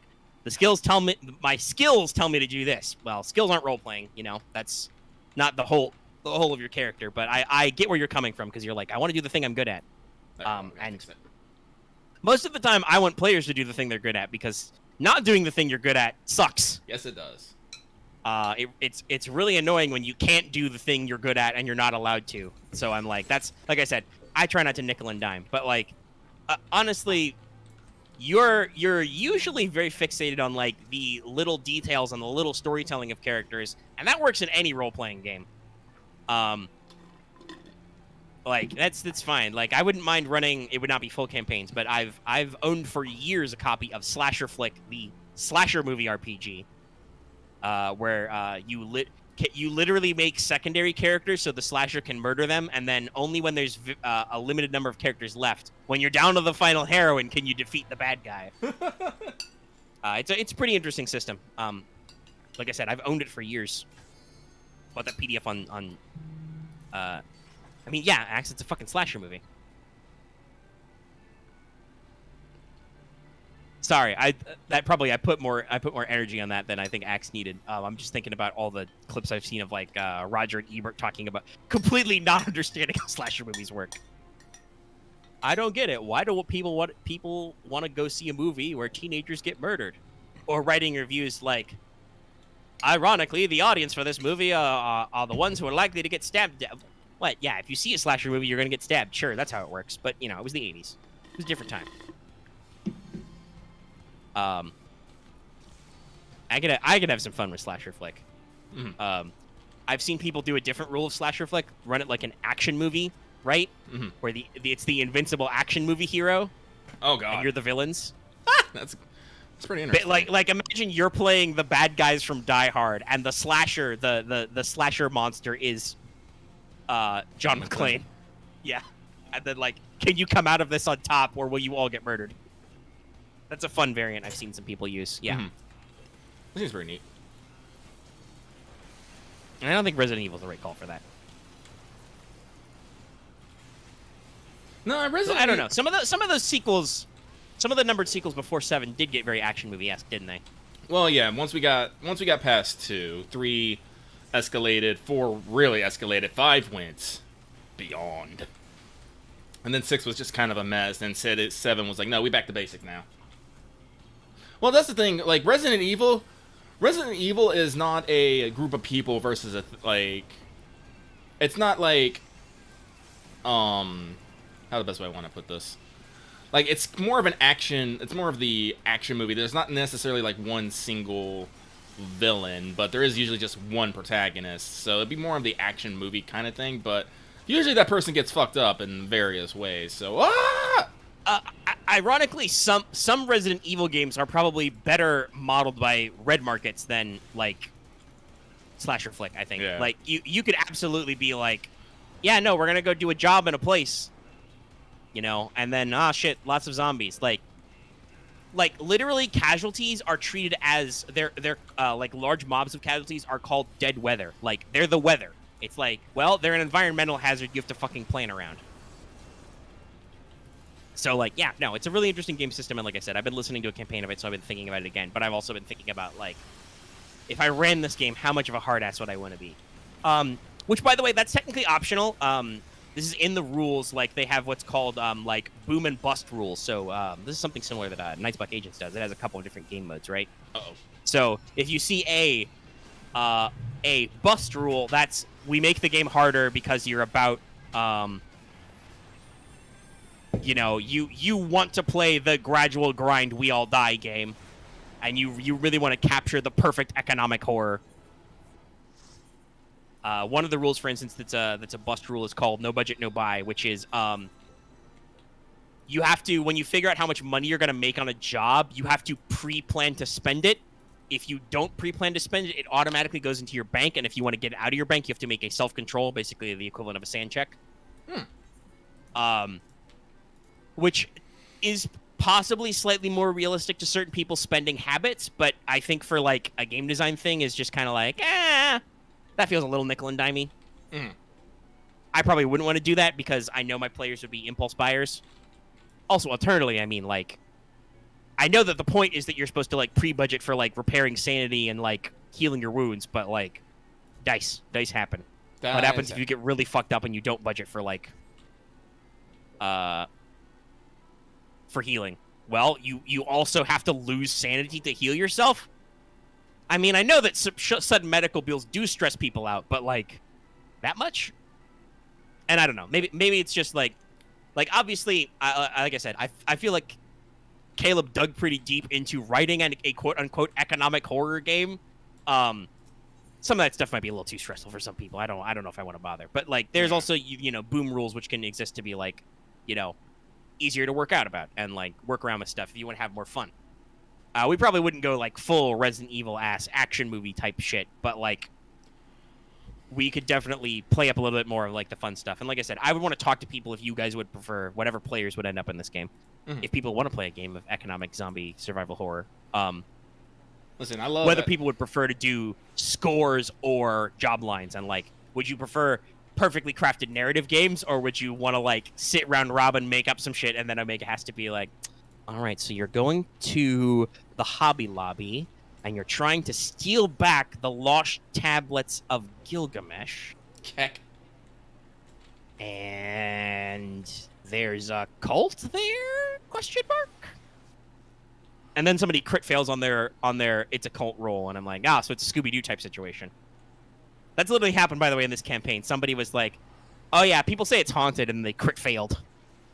And like, okay, so it's not haunted. It's definitely not haunted. It's fake haunted. By the way, how the GM ended up handling that was there was a holographic message from a person who left that location and like left a person there, and he was just alone so long he got delusional and started, calling her like his angel and shit, and she was just a holographic recording. So like a ghost, but not a ghost. Double ghost.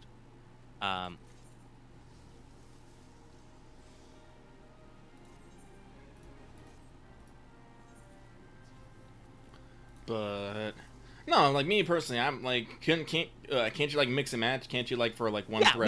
we could do a little of both. You guys could decide you're doing a score 1 week, and then you could also do job lines. Well, because that might be a good way to handle like emergent plot lines too. Like obviously during, I mentioned this before, like to get to the job site, you have to go on legs, so you have to actually travel to the job location. There's no fast travel. Yeah.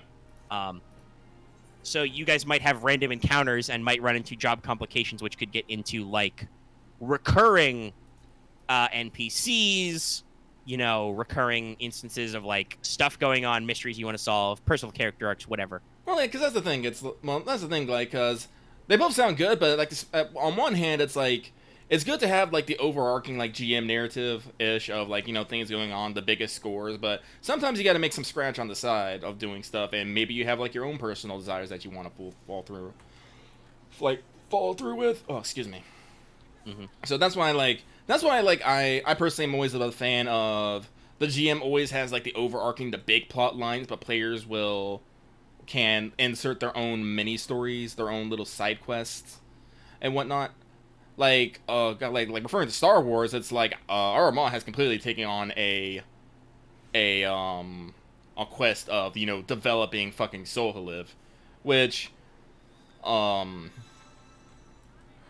is not required, but makes for great fodder. Makes for great fodder, and it's just like, and I'm constantly just bringing it into the main plot line, like, because like you're talking about choices in the Forge, and we're also talking about choices in the thing. Like we found the fucking surveying day, and we're just all like, Arma's like, this is good for Sohaliv, and I want development, but it might be bad for the area because there's fucking Gardner underground tech and giant plant monsters and shit. Still don't know how that one came about, but also gotta be real.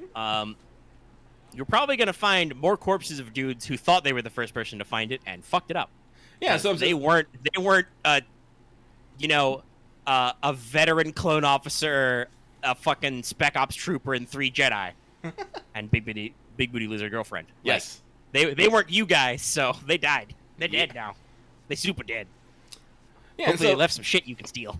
Mm-hmm. Not steal, reclaim. They're not using it. But it's like see, Lucky would fit right in as a taker. I don't need that gun anymore. He's dead. Well, like I said, this is what I was gonna say. It's like I love survival horror, and I love gear porn, and I won't necessarily say I love economics, but I like base building and inventory management and stuff. I like stuff. Yeah, that's the best way I can put it. I like stuff, and I like getting stuff. Oh, and this game is absolutely all about like you have to manage your stuff. Like you literally like keep track of like, okay, like I said, normally when you're like traveling legs or when you're doing physical rolls, you literally have your little rations. You spend a charge, so you like. If you had a physical character sheet, you would literally bubble in. Oh, I used a ration on that. And when you run out of rations, you got to be like, all right, I'm spending a refresh. I ate extra ration bars today, or I had a big breakfast, so I'm really fueled up for this adventure. You can get vehicles that like let you haul stuff around. I also would say this acts to your earlier question, because Lucky was in the middle of something. Like whole setting plot, no, because it's no longer the 90s. Metaplot is dead. Thank God. May it rest in pepperoni. No, most video games, not video games. Most tabletop games don't do metaplot anymore for good reason. It's a real pain in the ass, and players don't like it because they fuck it up. Yeah, no. Basically, if you write a metaplot to tabletop RPGs, there's one of two options. Either you try and write it so the players can't fuck it up, see every fucking 90s tabletop RPG ever, or the players do fuck it up, at which point, why are you writing a metaplot? Like, stuff happens. Players will fuck it up,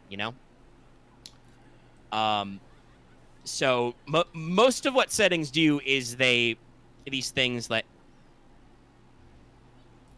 All right, so Axe is going to play a Crusader, and he's going to go literally insane trying to solve the virus problem.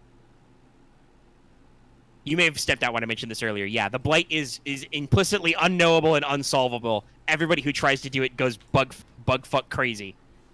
Not that you can't play that character, but it's under the understand you are literally treated as a cultist, along with there are actually several interesting like cult like type like it's the soft spot believers, like you can have a specific philosophy. Like archivists want to preserve all knowledge of the old world, and they can get very weird about it. There's black math. Black math are like a lot of people died in the zombie apocalypse. We got to even out the number the other way. You know, the casualties and vectors took a lot of people down. We got to make the numbers balance out. So they're all about killing zombies. There are the meek, who fuck those guys. They believe that like the zombie blight is like a punishment from God or whatever, and it's the true evolution of mankind. They deliberately try to like infect people and make people latent and other bullshit, and nobody likes them, and you should shoot them if you find them. This at least I appreciate. Like, it's a dog-eat-dog post-apocalyptic world, but sometimes there are just people who are fucking crazy assholes, and you're like, nah, shoot him. You should feel no pain about shooting this motherfucker. He's crazy and is actively a danger to you. Get him out of here. Eclipse Phase is like that similarly. By the way, this is just my own personal writing philosophy, but I learned a lot from Eclipse Phase. I learned that I fucking love how they handled their quote-unquote meta plot, which is they didn't solve it. They give you options. They're like, hey, the only thing that for sure happened is that the Titans and the Fall happened. There's an ETI, right? Like, there's the extraterrestrial intelligences. There's, Cthulhu-like god alien brain things out there fucking your shit up. That's why the Exurgent virus exists. Why do they do this? What does this mean? Are the Titans coming back? We don't know. You solve that problem. And then they give you options of, like, what's going on in the backdrop and how to handle it and, like, what it means. And nobody knows. So you can actually, like, figure out for yourself what direction you want to go, if it even fucking matters. Actually, yeah, no, you definitely put that energy into Against Sakai. Yes. I've talked about that before. I really took that energy of, like, no, listen, if I'm going to, like, and I could, like I said, Genesis has a Foundry project system. I could pretty up this PDF once it's done and, like, publish it on the internet for, like, $5 or whatever. Maybe $10. I don't know. It's long. I'd have to figure that out. I might, also need to secure art assets, so I'd have to figure out what my cost benefit is. But no, like, I definitely, like you said, I have looked at that as, like, no, if other people are going to, like, read and run this, I am going to bake in my ambiguity, because there are a lot of, like, world-building questions I don't actually care about. You know? Mm-hmm. Like, when you're writing a setting, sometimes there are questions that people are going to ask, but also you're like, it's not important, though. Like, actually, like, what that does, it doesn't either. It doesn't spark some inspiration to you, or it doesn't actually... Like, I'll be honest, there's a lot of questions when it comes to fiction that knowing the answer to doesn't actually change anything. No. Well, honestly, like, this is something I've been thinking about Genshin when I was reading it over. Like, you say in the fiction, like, before the fall, before Minim got cast out, there was an argument about things. And I was like, but what was the argument about? No one fucking knows. I'm just like, I kind of want to know. And that could be something I can, like, develop in character. And I'm just like, yeah, no, it's great. It gives me not having a solved equation for everything is only more player opportunity. And, like, I think that's something that should be embraced. Like, we got to try and avoid railroading your players, turn back to, like, every 90s tabletop RPG. It's like, you need to do the thing. It's like, but I don't want to do the thing. I want to do the other thing. You cannot thwart stage A. You cannot shoot, Dead Space is infamous for this. There's, like, the 4 Horsemen of the Apocalypse or whatever characters who are, like, super fucking unkillable, invincible. You'll never solve this problem. Which means that you shouldn't use them in their games because your players can't fucking do anything about them. Which was probably the point. The game designers just wanted to fucking jerk off and write metaplot. So, it exists, and it's not helpful to anybody. Which is, like I said, what I'm trying to avoid with Gen Sakai. I don't want to write useless information. Yeah. The exact details of why Minim decided to fall, what she was doing, what's going on, that happened so long ago that there's no living characters who really give a shit about it who would know, other than the Scions. And hey, they're God. They don't need to tell you nothing. Yep. Um, Actually, because now, like, because again, like, talking about against the con, I've been trying to like work on like Porter's like backstory and stuff. It's like, okay, so why did I run into a succubus and get level drained? And I was thinking about it, it's like maybe he was in hell, maybe he was on his way to Disc because he was gonna be like, oh, just go ask her, because he's intelligence 1, guys. Yeah. And if you got pretty high level, that's possible. There have been noted as several characters who have escaped from hell or escaped to hell or etc. And so going around and something like that. But like, just because like I don't know the answer to this because it's not explained anywhere, I'm just like, yeah, no, this is something completely viable I can do for a character. And again, that's why I'm like I will say at first I think I was maybe like I think it was before you, but or I hung out with you, but in tabletops when like it was left open because I'm all like, okay, but like that means like we don't actually know. There's no actual conclusion, like because I've known some lazy GMs, Jesus fucking Christ, who were just like, it doesn't actually matter, or I mean, it's not that it doesn't matter, but it's like it's not important. And while I will say sometimes it's not important, it should become important if it's important to the character and to the player and the character, because again, players. And that's the kind of thing, right? Yeah, I said, as the writer, I'm like, I don't actually need to answer that. The important thing is that there was a fight and there was a fall. Yeah. The details don't matter to me as a writer, and if I actually write every little detail right now, that's going to be locked in forever. That's the truth. And unless, readers are like, nah, it's dumb, Omega, I'll change it. It's going to be that way forever. If you write it ambiguously, right? If you write it where just like, oh, there was a fight, the GM in future has to think about, well, what was it? What happened? Does it matter? And like they can work on it, right? Right. So for instance, you can be like, oh, it was over something dumb, if that's funnier to you because it is a parody setting, or you can be like, no, it was serious. Midden was fucking up everything for everybody. No, so it's like you work on those things. You're working on those things, and it's good because again, it's always good to give your players freedom to do things and learn things. I guess freedom is good. Freedom is grand. Yeah, and oh, it's funny. I was tabbed away for a second because there was a lot of activity going on in our Discord right now. Let's Talk FGO is slightly exploding because somebody quoted a tweet where apparently in a Famitsu interview they talked about a lot of answers FGO players gave in the future. They in fact everybody talked about a feature they expected was to have a system where after spending a certain or rolling a certain amount of Saint Coins, you just pick a 5-star character. Still hasn't happened. No. I mean, this was the last interview about what they're thinking about. But then, right now, I think we're getting into a lot of arguments about, what the fucking context is and how that works. Also, the interview characterized it as a greedy thing. I think that might just be the Japanese player base being self-effacing? Maybe. I don't know. Right, like people were pitching it as well, that would be greedy of us, but that's what we think will happen. So, I don't know. I was distracted. But I asked the question of would Dead Space work as red markets or not. You could run the red markets rules that way. The setting is meant to be on Earth in a 20 minutes in the future kind of shit, but you could make it space. Probably. But also, I mean, I absolutely was designing. I stopped eventually because it got to be too bloated a project for a one-shot or whatever. But I also absolutely wanted to write an adventure that was just Dead Space in Eclipse Phase also.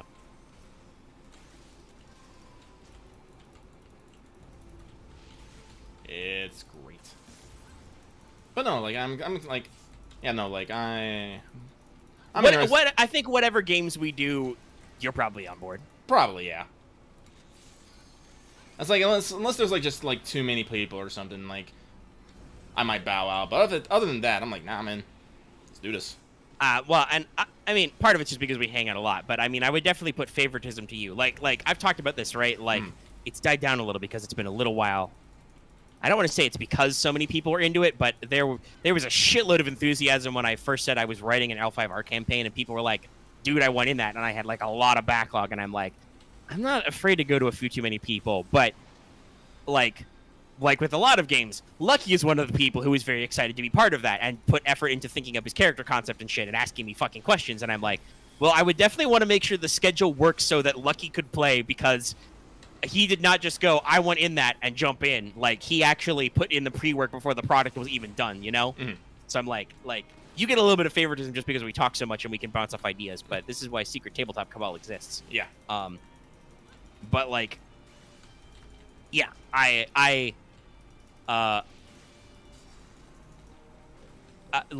there's definitely a little bit there, but, like, I would be kind about certain stuff. But like I said, I could also be like, and I know Lucky would play a Red Markets game, but I could also do Red Markets as a shorter, more modular thing just to get used to running the system. And I don't think you know, fuss about it, right? No. Not like if I, like, started running a Mages of War campaign on Tuesdays. Then Lucky would stab me. Yes, I would. Like, I would, even if I, like, I don't know, there's like I was in the middle of writing an adventure once for sub-mages because that's the one thing we haven't tried yet. Mm-hmm. It's still in the notes and I could finish it any time. I just haven't felt the enthusiasm. Maybe when that new season of Tanya comes out, I'll be like, ooh, yeah, subs. Yeah, I'll say this. I think that's my one weakness in GMing and writing, and also maybe, like I said, also I think just a little our style of play. I talk about concise writing a lot, and I need to be better about that. I am not good at concisifying our gameplay. And like I said, some of that is just personal preference of, like, I know most of our players like the opportunity to step down and do some vignettes and shit. And, like, yeah, sometimes, I mean, I'll be completely honest, right?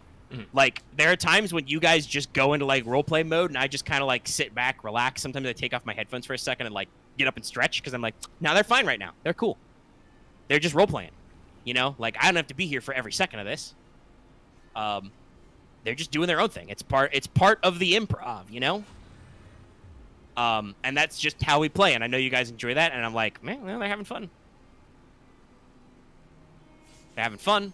I can, you know, pay attention for little bits that I can maybe call back later, and we'll just move on when we move on. Occasionally, if the conversation, like, putters out, I'm like, all right, let's keep going then. We've run out of improv juice. But definitely, like, a lot of the campaigns I run are either very long form or are deliberately open-ended and never end. And arguably there was a next stage to it. It just had never happened that we didn't get to it because we've been playing it for so long. But, like, Wild Talents, Metahuman Renaissance was one of the games that, like, we just completed that stuff.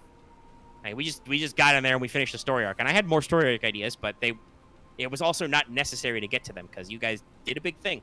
Mm-hmm. Started street level, saved the city. Yeah. Got maybe a little too much EXP, but whatever. I'm generous with EXP usually. That at least is something that with Red Markets I wouldn't have to worry about, because that's just like, nah, you just get money.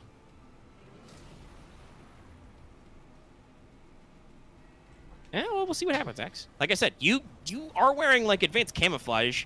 Hypothetically, if you just break line of sight and don't fuck up your stealth roll, you should probably be able to sneak to a new position where people don't know where you are. There's not necessarily a lot that does mechanically, other than, like I said, they would lose track of you and they wouldn't be able to shoot you.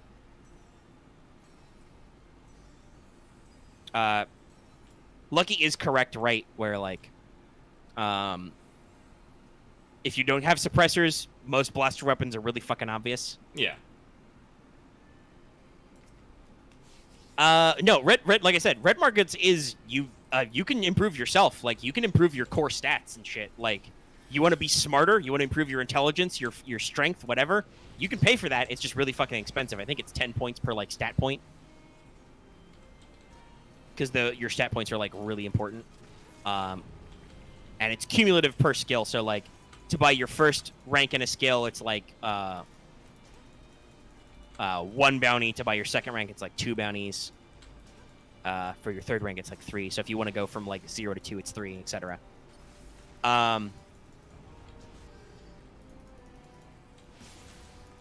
And I believe your stats are capped. Your skills are capped based on the stat it's linked to, so that's why that's important. So, like, you know, you can't have more points in something than, like, how many points you have in it. So, you know, you got to work on it.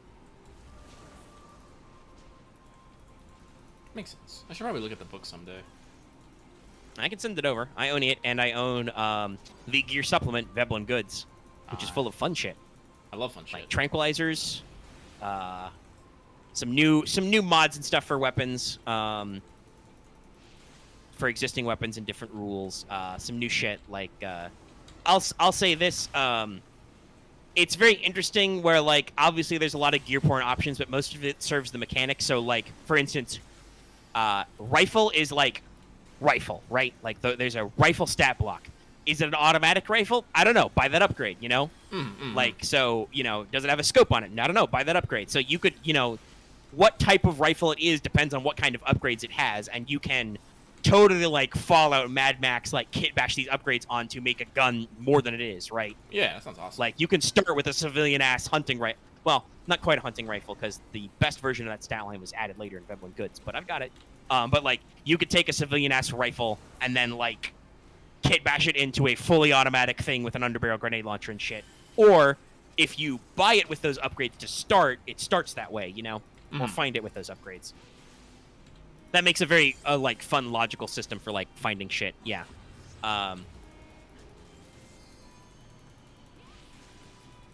But, yeah, the progression is interesting. There's a lot of fun stuff in Veblen Goods. There's weird, like, because it is 10 minutes into the future or whatever, 20 minutes into the future, there's some fun stuff in there, like, you may or may not remember this, Lucky, but a couple of years ago, China tried to put out what was very obviously a disinformation story that they built a fucking laser rifle. Oh, yeah, I do remember that. Like, yeah, you do remember that? They could, like, burn skin at 100 meters or something dumb. It's almost assuredly not exactly true, because that would be, like, the craziest, most compact laser we've ever built. But, like, in Veblen Goods, the gear supplement, there is actually the laser rifle, based on the idea that, hearing that, DARPA was like, fuck, we need a functional laser rifle, and they built it. So, because this is 20 minutes into the future, you can find your prototype laser rifles. They also have powered exoskeletons for, like, load lifting. The base system has a variety of drones, including Drunkies, the drone donkey. Oh. Which it's like the Boston Dynamics thing. You know, auto balancing. You can mount weapons on it and shit like that. Lots of fun stuff. It has some cool tech ideas in there. You know, you can abuse substances if you want. Veblen Goods adds hard and fast rules for hooch. Which has an upgrade, by the way, pre-crash stock for actually being real-ass alcohol and not some shit you made in a bathtub post-crash. They also have THC, weed. Smoke it. The item description literally ends with "smoke it up, toke it up." It helps you de-stress off the job. On the job, it causes other people to become stressed because you're fucking getting high on the job. What the fuck, dude? Which, by the way, so the stress system of Red Market is also pretty cool. They use a system like a lot of games do, where they split up where your stress is tracked. Okay. They call it humanity damage. Oh. So one is stress, which is specifically job stress. Like, oh fuck, we're not gonna get paid for this job. My life is gonna get complicated. My fucking dependents are gonna get in trouble. That kind of shit, right? Like reacting to normal stress. One is trauma. Oh shit, I'm gonna die. I'm gonna get turned into a zombie. Oh shit, my friends are gonna die. That kind of shit. And the other is detachment, which is, meh, I don't give a shit about people, you know? Oh, that guy got turned into a zombie? Big deal. You know, it's like keeping yourself from getting too detached and, like, rote and stuff. And so you can do different things to kind of, like, work with your humanity damage and stuff. I remember, in a very telling item, the generic lose less sanity drug is called Soma. What Soma is it's unrestricted high-grade antidepressants that the DHQS has just dumped into the recession, which have made its way into the loss because, yeah, I don't know, people are a little stressed out by the zombie apocalypse shit. So, yeah, if you, like, take Soma, you, like, take a stun damage to the head, because, Caleb based the damage silhouette kind of on one run roll engine. You got, like, hit locations, and you take stun damage and kill damage in the boxes. That should be pretty relatable for some of us. And, like, you take, like one stun to the head, but you get, like, a bonus on your self-control rolls, because you're fucking high. And I remember one actual play campaign I listened to, one of the play tests where, like, yeah, a character just got in the regular habit of abusing Soma, and it was just like, wait, hold on, I'm gonna pop some Soma. And, you know, there was a lot of jokes of take your pills, pillhead. like there's a lot of this little dynamic play that emerges. I think it would be a cool system. I can shoot you the PDF sometime. Please. Maybe when we finish up here, which we should probably do soon. We're getting like 3 hours. Yeah. I gotta post the Let's Talk FGO. I also gotta get a new bottle of water. I've been talking. Lucky's got Final Fantasy 14ing to do. People who play Yu-Gi-Oh have Final Fantasy 14ing to do to get away from making trades and talking to me, the champ. That's right. I'm calling you out. You don't want to trade with me because I'm cool now. I want to get. No, I'm kidding. I healed it up until I won a game, but nah, it's fine. I think we had some fun. We had some scheduling weirdness, so the last episode was shorter. Mm-hmm. We had a match down, but it was pretty fun. I mean, no, there's a 200 character limit. I shouldn't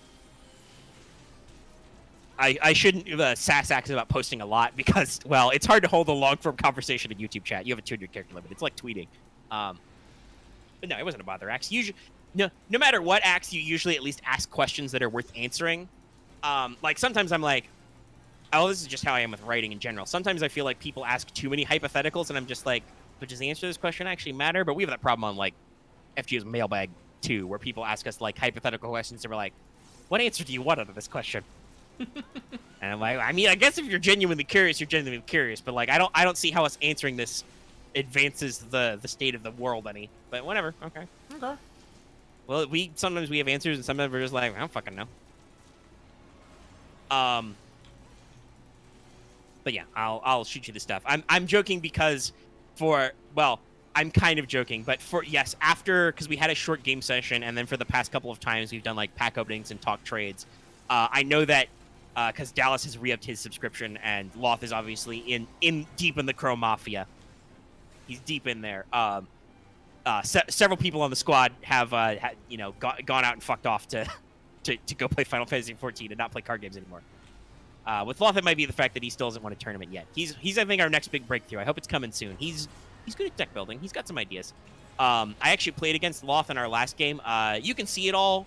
But it was interesting because I can spoil one of the matches. It was over fast because Loth absolutely did that thing he does where he bricked and just didn't have any plays. And I've been going pretty ham, so I had a pretty good deck. It did its job, and it won. That's how I won the game. I built a consistent deck out of good cards that just worked, and I just was lucky and worked better than my opponents.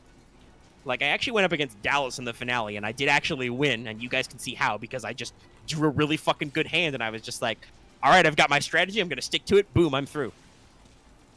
It's okay, though, I immediately got my comeuppance against Loth, because, I don't think we've talked about this a lot, but, I don't see the option right now. I wonder if it's because we're in a private channel or whatnot. But Discord has this new activity function.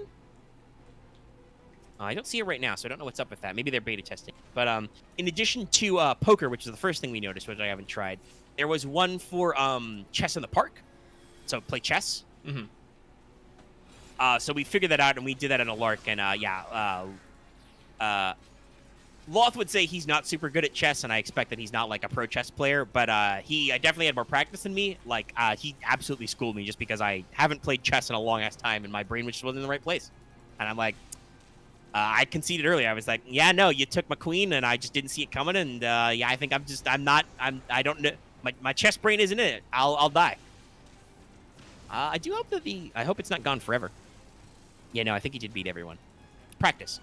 Chess is an interesting game, right? Because it's technically solved, hypothetically. Oh, yeah. Like, this is why computers always win at chess. Hypothetically, there's always a correct move to counter every single move, so you always checkmate. It's just that because chess is so complicated, actually memorizing those options is basically impossible for a human. Like, you could build a perfect flowchart of chess, but that would be a book that no human could physically lift. But computers don't have that problem. So chess is really interesting in that there's always a right move, but you don't always make that move because humans are involved. I like chess as like a foundational game, but it's definitely the kind of thing where I'm like, I'm fucking out of practice.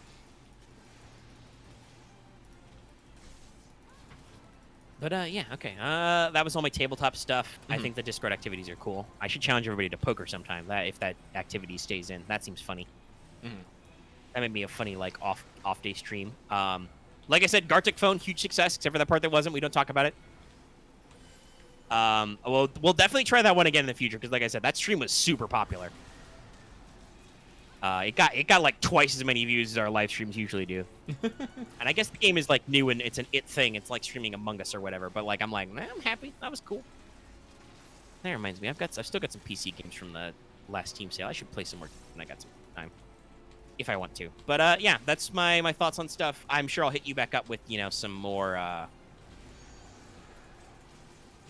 whatchamacallit, more tabletop game design thoughts. Now that I've like finished Mass Effect, I might actually take a longer poke at when I've got some more free time, working more on my little Mass Effect Genesis hack, just because I've realized what I would do with that, as it were. Like I did my thinking and my conceptualizing of my ideas.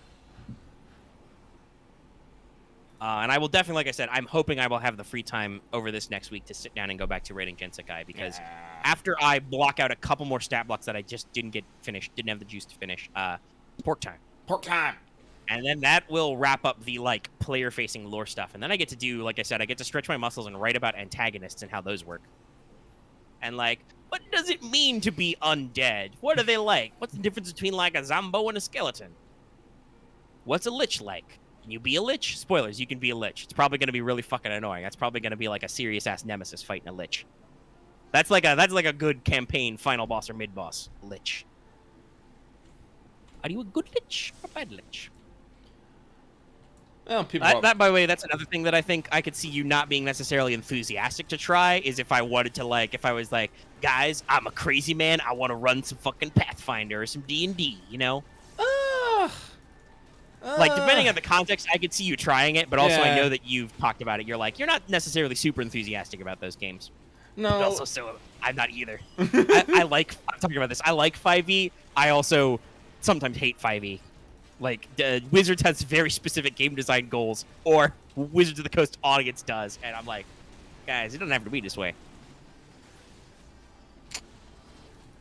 We have fantasy stuff. But okay, but I'm getting dry-throated. All right.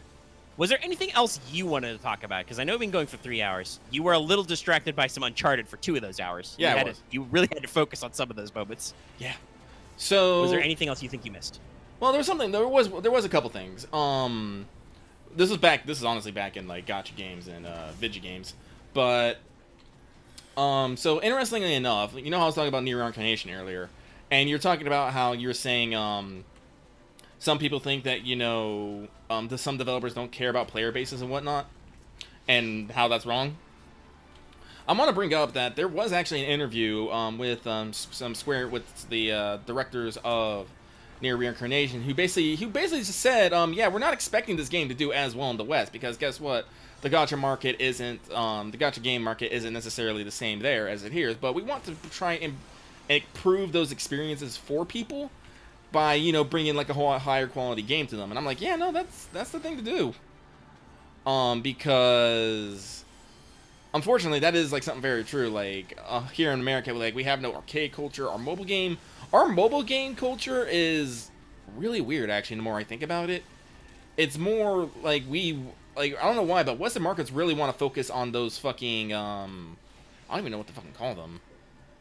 They're like those, you log in, you tap in, you collect the coins, you upgrade a building, you might send some like an army against a dude. I don't even know what to fucking call those kind of games. Yeah, hey, guess what, guys? I don't play Western mobile games. Yeah. Unless they're like mobile versions of other games, right? Yeah, so like I've played real ass video games that can be played on phones. Yeah, I guess Axe, that's a good way to put it. Idle games. They're just like you pull out your phone, you tap some shit, you click some shit, you put it away for a little bit. If you really want to play the game more, you buy more time. You do the equivalent of rainbow apples, and then you move on. Yeah. Like, and like so like gacha games aren't like necessarily like the biggest draw, and Square Enix is like, no, that's fine. We'll just try and make an experience that the players will enjoy and see if we can grab some more people. And I'm like, no, that's cool. I appreciate that. I appreciate that, Square Enix. I really do.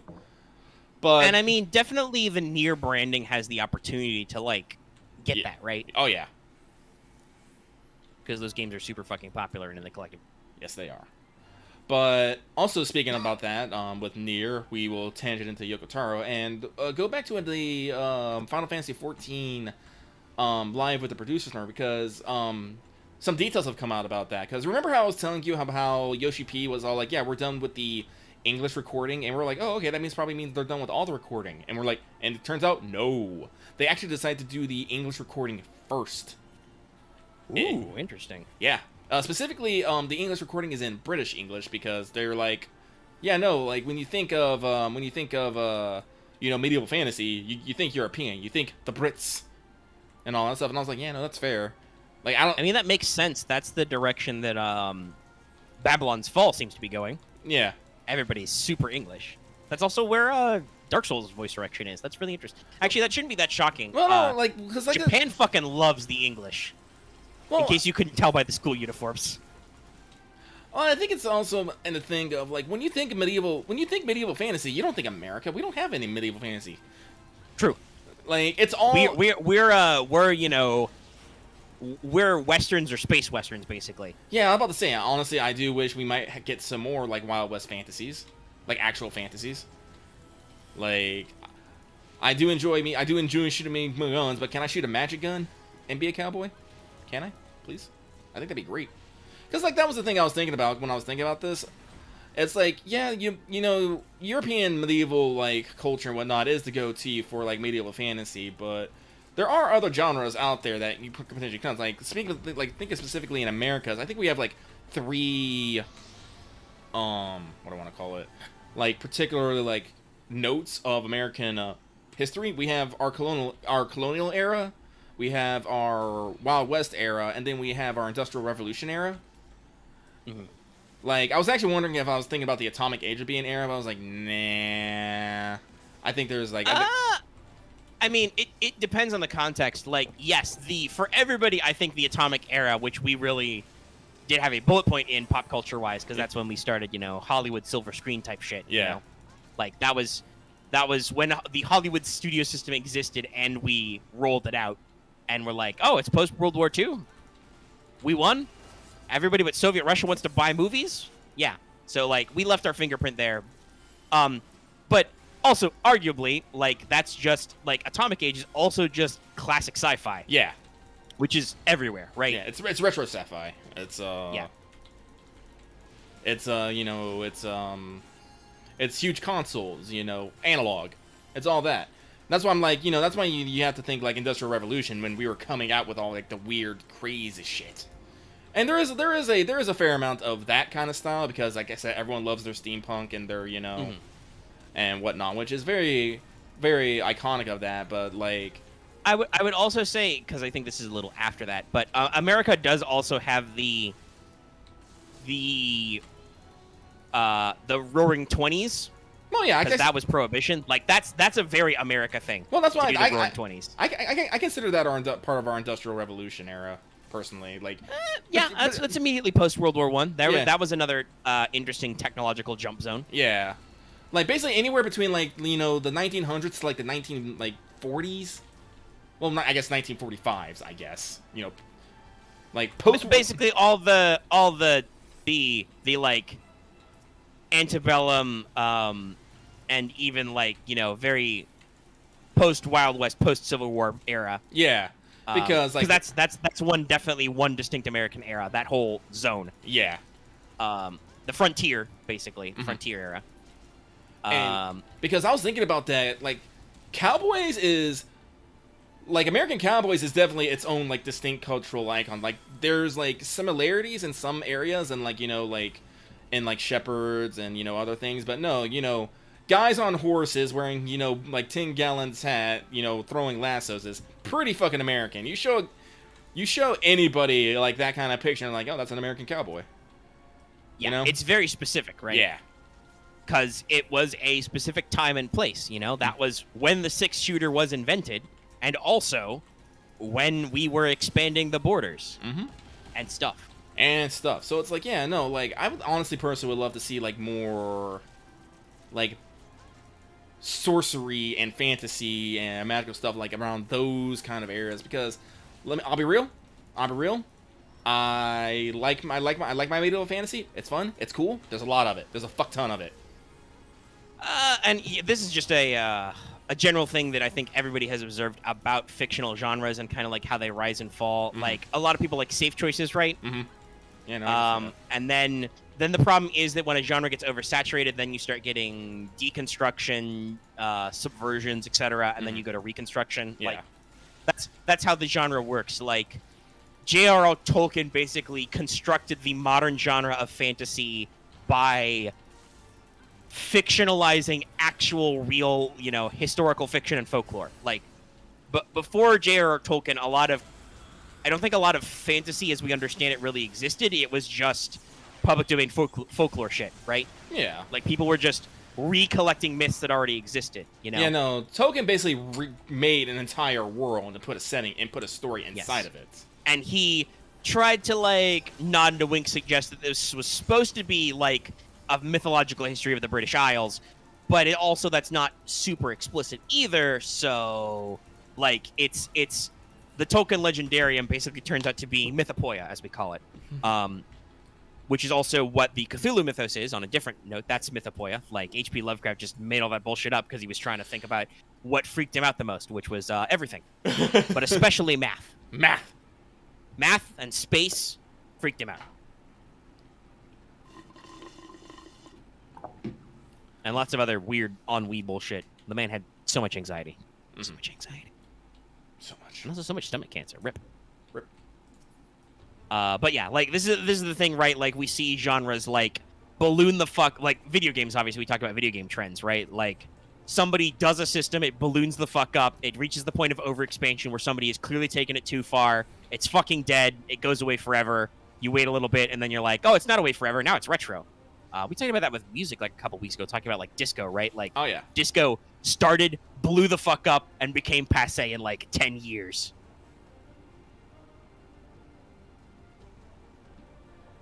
Yeah, but so yeah, no, I just wanted to get like some thoughts out on that. But I do believe that's it, yeah, because I wanted to bring up the Final Fantasy 16 thing. I brought up the Neo Reincarnation interview thing. Talked about like the 3 major eras of, American settings, I guess I would call them. I definitely feel like there was a point when there were I believe a few JRPGs that were kind of like Western cowboyish, right? But that definitely died down a little bit. There were a couple of designs. But no, I think that's it for me. All right, well, we're over the 3-hour mark. Yeah. So I don't know. We can probably just go ahead and wind this down. Yeah, Scoot on out here. Let's scoot. All right.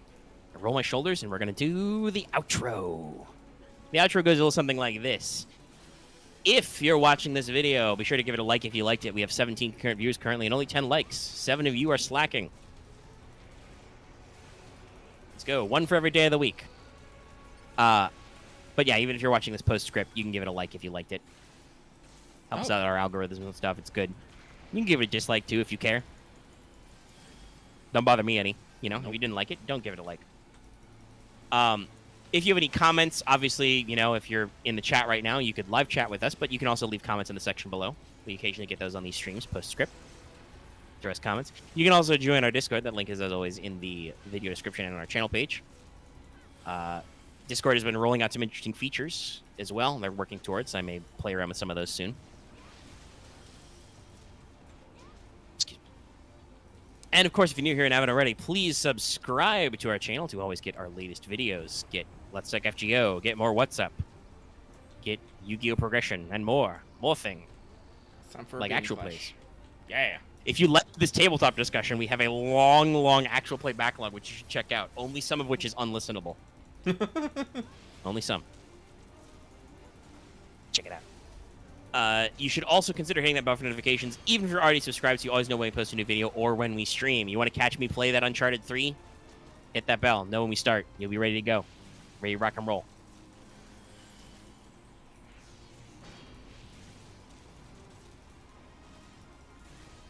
And you can also consider joining our channel. Join our channel membership. Become a membership today. You get access to membership badges and emotes. It's cool. You want emotes. Shiny emote. I don't know if it's a channel emote, but on our Discord, Lucky did a Popat emote, which is very funny, all things considered, with recent happenings. People have definitely been using it in that way. But also, you can support us on Patreon. You can get this episode in audio format for as little as $1 a month or $10 a year-ish. There's some sense in there, and there may or may not be some sales tax depending on your region. And, it helps us out. You can get access to polls and other fun stuff. Also, YouTube does have other ways you can support us. If you don't want to support us on Patreon, you can drop super chats in live streams. There's also this new super thanks feature, which I don't think anybody has tried yet, but it exists. Basically, it's like a super chat, but it's a comment.